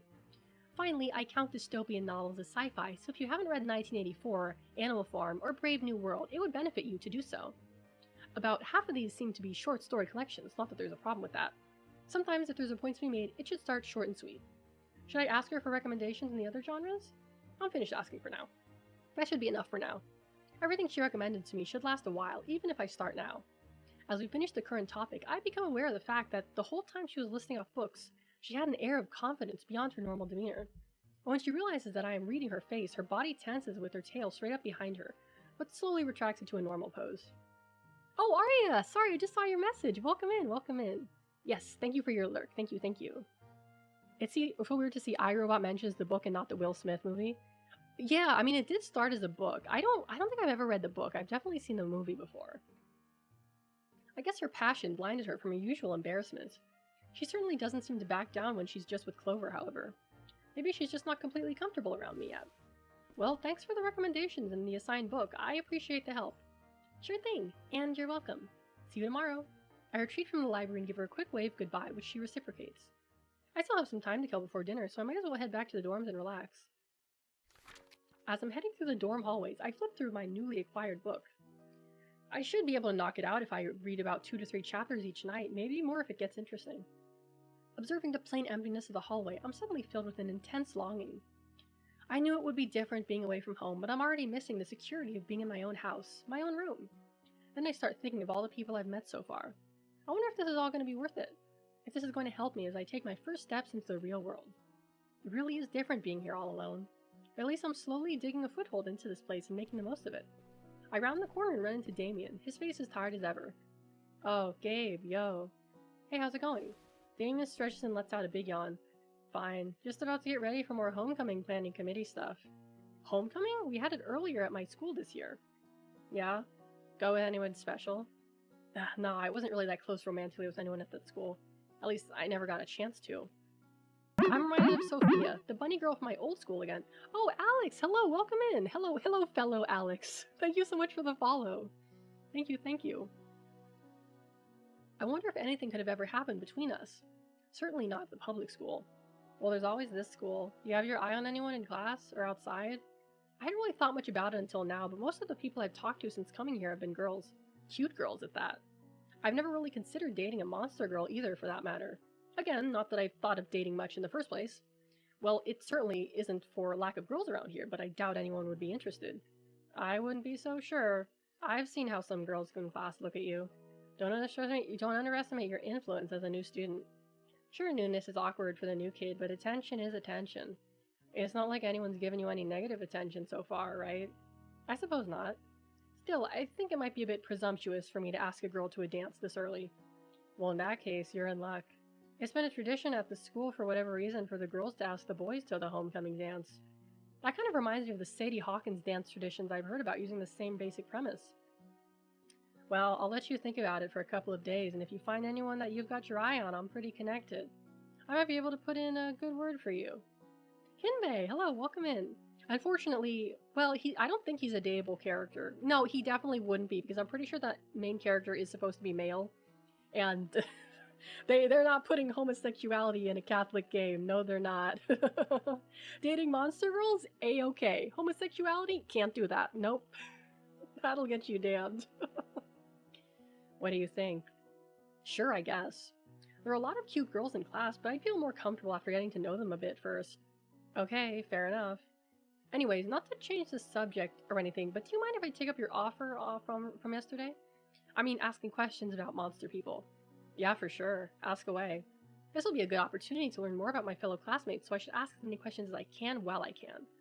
Tell me about daywalkers/vampires. So I've been told that daywalkers, like yourself, don't like to be compared to vampires? What's the connection there? Please forgive my ignorance. No worries, man. I asked you to ask, and so I shall answer. Daywalkers are obviously separated from vampires in that there have been none of the curses attributed to vampires since we aren't of a fallen nature like them. It's true that full vampires are 100% evil beings according to the Catholic Church. They're the closest thing with a physical body that you could consider a demon, since demons don't have physical form. This has to do with the state of the human soul at death. In order to become a vampire, a human must pledge their soul to the devil or another demon in an evil ritual and then die immediately after. The reward is effective immortality at the cost of death when exposed to the sun, being repelled by true holy objects, and eternal damnation after death. So without a doubt, vampires are demons inhabiting a human corpse? Shouldn't that outright prove the existence of demons and thus God? Well, there are scientific theories as well that have to do with genetics, but reality is only the government and the church seem to know at the moment. Like a conspiracy or something? Nothing crazy like that. In history, it was the Catholic Church who dealt with vampire cases. And in modern times, three-letter agencies deal with them because their crimes tend to occur across state lines. I don't know, that's still kind of suspicious. But he doesn't seem to be aware of any more details on that subject, so I guess we should move on. Sorry for getting sidetracked, so what about daywalkers? Of course, daywalkers are the product of vampire and human relations, however rare that may be. We get similar benefits such as increased vitality, but nothing close to immortality. We're also pretty good at concealing our presence. If we don't want to be found, it'll be hard to find us. Our only curse is that we're basically carnivores. Blood works too, but it's not necessary. We can eat and drink other things. It's just not as nourishing and even distasteful. Oh, and we're somewhat weakened by the sun. Some of us are fully nocturnal for this reason, though. It's kind of hard to fit in that way. Oh, is that why you look so tired all the time? You can't just ask someone why they look tired, Gabriel. I figured the student council was just working you to death. Nah, that's my fault. I get more done if I stay up all night and all day. I can still function due to the increase in vitality, but I'm often tired. As I'm reminded by this fact, Damien lets out a big yawn waiting for my next question. In some lore, the human soul is removed and replaced with a demon spirit when one becomes a vampire. I did not know that. I did not know that. Okay, yeah, see, I told you guys, this game is based off of, like, actual, like, you know, like, theology and stuff. Imagine knowing your dad or mom is a freak who bagged a vampire.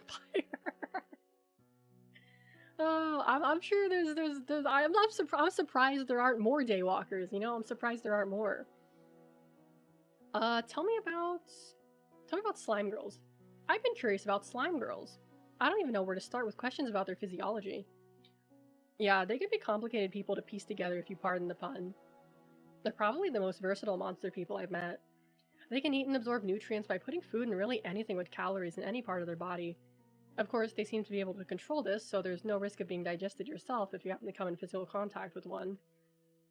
They seem to not really like the cold very much, but they also seem to be able to control their temperature too. Inside their bodies, they have a solid core which hosts the control for their whole body. Heart, brain, nerves, and whatever magic that keeps them together. They can also take on just about any shape, though if they aren't used to being in a shape, it can look kind of funny. You should ask Clover to show you a few honey head shapes of animals. She likes showing them off for a laugh sometimes. Let's ask about harpies. What do you know about harpies? I heard that they can fly with their wings, is that true? In some cases, yes, but it would be a solo venture. The old stories about harpies picking people up are mostly a myth as far as I know. They are, however, pretty light due to the bone densities in their arms and legs. It's what enables them to fly in the first place. Personality-wise, though, they can be a bit impulsive. Where do you think the term bird brain came from? That doesn't mean they can't be highly intelligent. On the contrary, many are. They just tend to come with attention deficit disorders by default. Harpies confirmed for ADHD at birth. And yes, their claws are formidable weapons comparable to short daggers, so many keep them dulled for that reason. Hold on. Interesting, good to know. Besides that, the one you might be familiar with is pretty cheery, so you don't have to worry about any danger around her. Yeah, I've noticed. I'm not worried about her, though. It's good inspiration to never get on her bad side. Let's ask about Dragonkin. How about the Dragonkin? Are they all as fierce as Ren seems to be? Honestly, I wouldn't blame you for that assumption, because most Dragonkin I've met seems like they have something to prove. However, there are some kinder, more gentle ones that completely break the stereotype. Ren certainly is a shining example of a fighting spirit, though. He takes advantage of the Dragonkin's natural strength and pushes it to its limits. It's likely that she'll be able to qualify for men's fighting leagues as an adult at this rate. Fun unrelated fact, yes, they can blow smoke out from their esophagus when they're riled up. It makes me wonder if there were really historical fire-breathing dragons that somehow they descended from.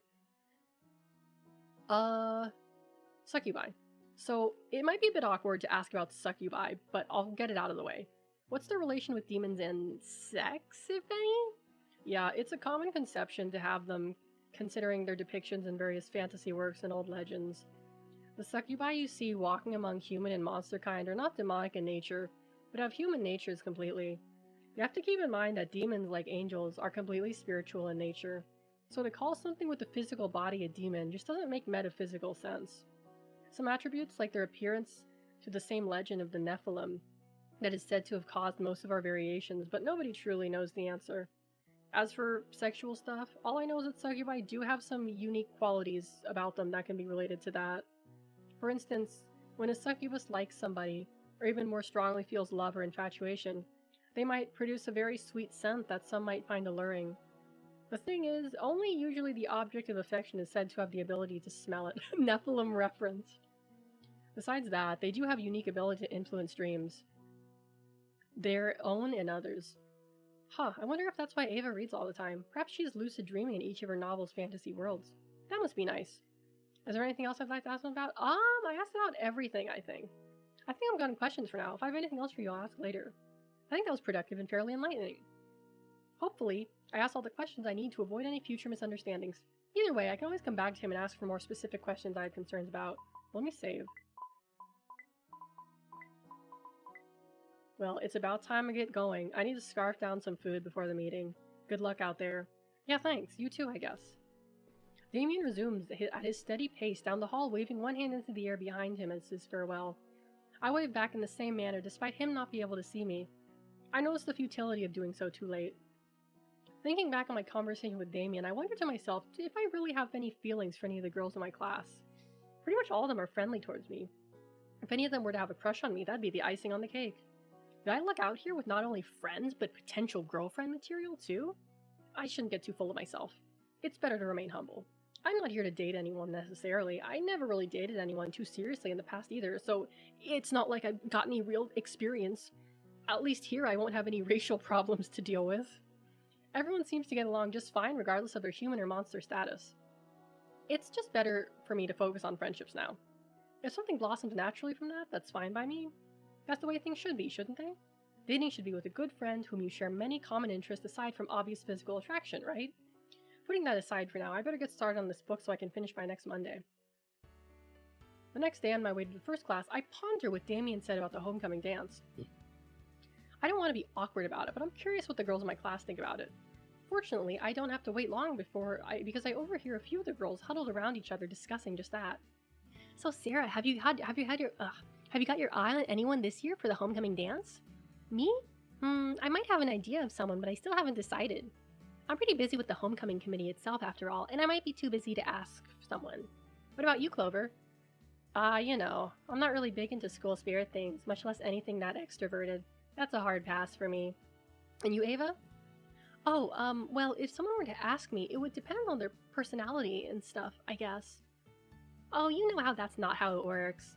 Yeah, you're going to have to ask whoever you want to take with you on a DATE if you want to go. Ava pushes Clover with her book in retaliation for her teasing. Stop it. I know. There's just not anyone who's sparked my interest yet, maybe. Not there's anybody like that around here. Not even the new guy, Gabe? She purposefully says my name a little bit louder than the rest and looks over my direction with a smirk on her face and trouble in her eyes. Ava responds with a blushing scowl. Clover, that's enough. Leave poor Ava alone. Okay, fine. Just then, Ren walks in and greets the group. Yo, what's everyone talking about all huddled up? Oh, just who they're interested in taking to homecoming next Friday. Do you have anyone you're asking? Not really. I wouldn't mind going with friends just to party. Besides, it's okay to let loose every once in a while. Definitely. I can't wait to make this an event everyone remembers. As the conversation concludes, Sister Talia walks in and has everyone take their seat. Good morning, class. As you're all aware, the homecoming dance theme was decided last night as a Monster Mash theme. Since it's so close to Halloween, it was decided that instead of something formal, everyone will come in costume instead. Now, I'm sure you're all excited, but don't let it get in the way of your studies. Alright, let's get started. Everyone open your books to page... And so class continues as usual until lunchtime. After grabbing my food from the cafeteria, I journey outside again. Ooh, my mouth is starting to hurt. Let me get some water.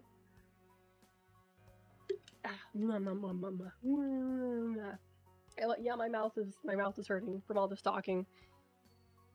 The courtyard is as busy as ever. Today, however, I do not see Sarah and Ren in the same place as before. I continue scanning of the groups of students until I know Clover and Ava sitting together in the shade of a dark oak tree. Ava is reading a book with one hand eating while Clover chats animatedly beside her. The way they can multitask like that astounds me. I don't know much about them yet, but it would probably be beneficial to reach out to people on my own for once. I make a resolute decision to casually tread in their direction, dodging through the few people passing by. I try to catch a gleam of the title of the book Ava's reading, but it's at the wrong angle for me to see. As I approach, Clover looks up at me with her tired gaze. Hey, mind if I sit here? Clover continues her stare in my direction and analyzes me for a moment before giving me a dopey grin and answering. We don't mind at all. What's up, new guy? Thanks, and not much. Still getting my bearings, and I figured I'd stick with faces I know, and then, I guess to get to know them better? What? Our faces? No, I mean to know you guys a bit more since we haven't really interacted that much. Great, off to an awkward start. Self-introductions aren't really my strong point, but that's okay. The hard part's over. Now to build up from here. So how do you two know each other? Well, I go to the computer lab after school, as you know from yesterday, and since that's part of the library, Avi and I ended up running into each other most days. Your dad picks you up, right? Yeah, like I said yesterday, he works late most days, and I'm too impatient for the bus. Unless I need more computer power for the bigger games, of course. Of course. And your mom doesn't pick you up because she's deceased. Great going, Gabriel, great going. Oh, my bad.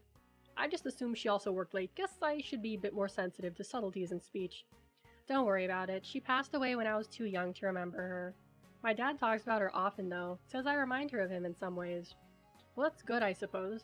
Yeah, apparently she was a scientist. I guess like mother, like daughter, since Clover seems to know her way around the computer and then some. She does work late. Just the other meaning of late. Ah, I see what you did there. More than me, for sure. When Clover and I are talking, I noticed Ava peeking her eyes out from the cover of the... Oh, I went too fast. I take this opportunity to include her despite the fact that she's busy reading. So, what book are you reading right now, Ava? Ava jumps up a little surprised that she called out while still peeking over her book. She tries playing it off as she was still engrossed in the book. Who, me? Nothing particularly interesting. Right now I'm catching up on a... romance. That's your favorite, right? Ava blushes at this and gets flustered. A fantasy series. I was saying that I'm catching up on a fantasy series. I mean, it has romance in it, but it's not a romance. Same thing, right? Most fantasy games I play don't have romance in them, so I wouldn't call them romance, but yours does. Oh yeah? What about your visual novel things? What do those count as? Hey, those can be sci-fi and fantasy too, you know. Slimes aren't like, yeah, that's... I don't know the logistics of slime reproduction, and I don't really want to know the logistics of slime reproduction. I mean, she could be adopted. She could be adopted, I guess. These two seem amusing together. They're definitely close since they're used to teasing each other, but Ava seems to get flustered over it. My intuition about Clover being a troublemaker was right on the money. How about you? What kind of things are you into? Are you a gamer? A reader? An athlete? Oh, you know, a little bit of everything really, but if I had to pick a hobby I was especially into, it would be... I had to think about this a little bit. I really do dabble in a lot of hobbies, but do I have anything in common with these two that might build up our early friendship? Or maybe I prefer something they wouldn't care for. It's best to be honest with myself and others. There's no point in starting off a friendship under false pretenses. Self-improvement. I would say I like gaming more than reading and gaming more than anime, so I guess gaming is... I mean, that's what I'm doing right now, so... Recently I got a new laptop for school, but I made sure to get one that can handle most modern games coming out. Self-improvement Sigma grind set. Oh yeah? What kind of games do you play? A handful of the popular ones, but also some indie hits. You know, like RuneScape and Counterattack, but also things like Cave Tale and Understory. Your palette of games seems very well rounded. I'm impressed. Do you play Final 14th Nights? You seem to know what it was yesterday. I've never really played anything with a subscription before, but maybe you could talk me into it sometimes? No, Gabriel, don't let her. Don't let her. Yeah, sure thing. Come by the library again and I'll show you my characters and stuff. Our conversation continues along those lines for a while until the bell rings, signaling that we should wrap things up and make it to our next class. Ava carefully puts a bookmark in her book and closes it, while Clover picks up her lunch items to prepare for their disposal. See you around, Gabe. Yeah, see you. Ava also gives me a quick wave goodbye, and I return the gesture with a similarly quick wave and smile. She's the devil, Gabriel. Don't fall to temptation of subscription-based games. I pick up my stuff and start heading back into the building for our next class. Every other day, we switch between different types of extracurricular activities. I was given a choice between a few different electives. Since I was late transfer, physical education was a mandatory default for one of them. For my remaining choice, it became a toss-up between music and art for me. And since I don't have an artistic bone in my body, I figured that I would try music. At least, if I'm not very good at it, I can try to blend in or even lip sync in the back so I don't stand out. I've never been to a school that has anything other than band classes and electives, so this will be an interesting experience. As I look around, I find a room of people I don't recognize, and even more interesting, people of various grades. Since the students are distributed between various electives, I guess they have a mix of different grades and students for this sort of thing. I do spy a familiar face among the crowd, however. Arya is standing around in the corner on her phone as usual, waiting for class to start. I approach her casually as I wade through the other students. Hey. Hey. I guess they mix grades for a lot of the electives, huh? Yeah, I suppose so. So, you play guitar, right? Are you in a band or anything? Maybe. Depends on who's asking. Who knows? I could be a music producer out scouting new talent, or just a student trying to get to know his fellow classmates. Well, I'd probably say screw off to the first one, so I guess it's better that you're likely to be the latter. Probably more boring than the former, but yep, you got me. Arya eyes me up and down as if analyzing me for the first time. When her eyes return to my face, she smirks slyly to herself, and I feel as if I passed some unknown test. Unblack metal. Yeah, I'm in a band, but we haven't been able to play as much since most of them graduated high school last year. Oh, cool, so they're a bit older? Are you guys planning to go full-time after you escape high school? That's the dream, but we're obviously not there yet, seeing as if I'm still stuck down here. And they're working at local stores downtown. Such is the fate of local bands. Sometimes, I mean. I hope you guys make it after all. I know it's just usually a steep road up. Uh-huh. Well, that wasn't the best way I could have handled that conversation. I don't know why she makes me nervous like that. She doesn't really intimidate me or anything, I think. It must be because she's a senior while I'm just a junior. So, what kind of stuff are you into? Stuff? Like music? Arya keeps looking at me waiting for an answer. I guess rock is kind of my thing, but I only really have a few favorite bands. Have you ever tried checking out local bands and supporting them? I guess so. I stopped by a battle of the bands in middle school. Okay, technically I was eating outside at a restaurant with my family and the festival happened to be playing across the street. Does that count? Do you happen to remember any of the names of the bands that were playing that day? Maybe? I think so? If I think about it, I might remember. Can I remember the name of any of the bands playing? Revolting Ninja Pirates. I love that. Extravagant Extortion. Unity Thai Band. Revolting Ninja Pirates. I love that. Maybe the Revolting Ninja Pirates? Can't say I know of that band, and I know a lot of bands nearby. Are you sure you went to a battle of the bands? Dang, I guess that wasn't a real band name. I thought for sure that was one of them. Guess I can't fool her. Honestly, I don't really remember much. Truth be told, I was across the street at a local restaurant with my family when it happened. I am willing to learn more about local bands, however. There's always room on my playlist for some new interesting music. Alright, I'll give you some recommendations. Later then. Fanged Freaks played that year, by the way. The bass player for that band is in our band now. She was only with them during her freshman year, but the crazy stories she told me about them... I guess I should have told the truth from the beginning. It seems that she doesn't mind my ignorance after all if I'm willing to be open with her. Oh, by the way, speaking of bands, you'll have to let me listen to some of your stuff sometime. Yeah, maybe sometime. Just then, the music teacher makes his entrance into the room. Ari and I take our spots near the rest of the students. The music teacher directs us in various local exercises to get us started. I do my best to mimic what everyone else is doing. After the warm-up, the teacher hands out a few pages of sheet music for us to sing. Fortunately, I know this one since it's a pretty common hymn that we sing at my church back home. I feel pretty confident about singing along, even though this version is split up into 4 parts. I do my best to blend in, but this really is the first time I'm singing with other people in a group setting like this.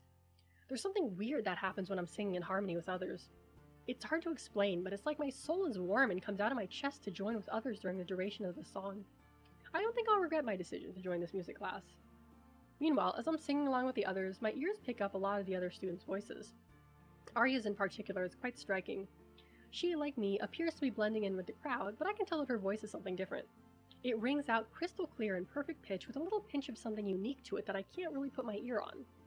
Not that I've heard her play guitar yet, but she sounds like she's quite suited for being the vocalist, at least. If she does sing with them, I wonder if she uses a different vocal style for her band. I can't imagine a voice like hers singing screamo or anything that hardcore. Maybe it should have something to do with the inherent qualities of being a daywalker.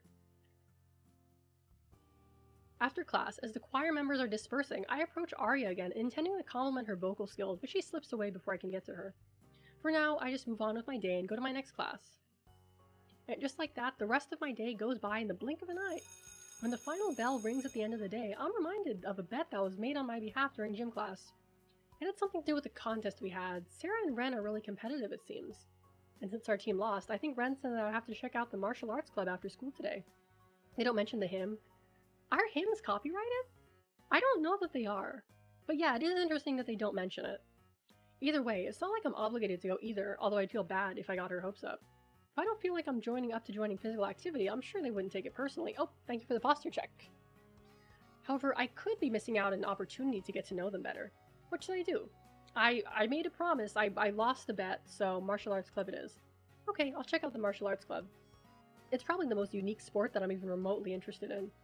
On top of that, I'd like to see how Ren performs against the other participants. I saw her the other day warming up with her clubmates, but I never actually got to see her fight. I'm pretty hyped to see how she performs, honestly. If I decide to join, I hope my body can keep up with my spirit. Hold on.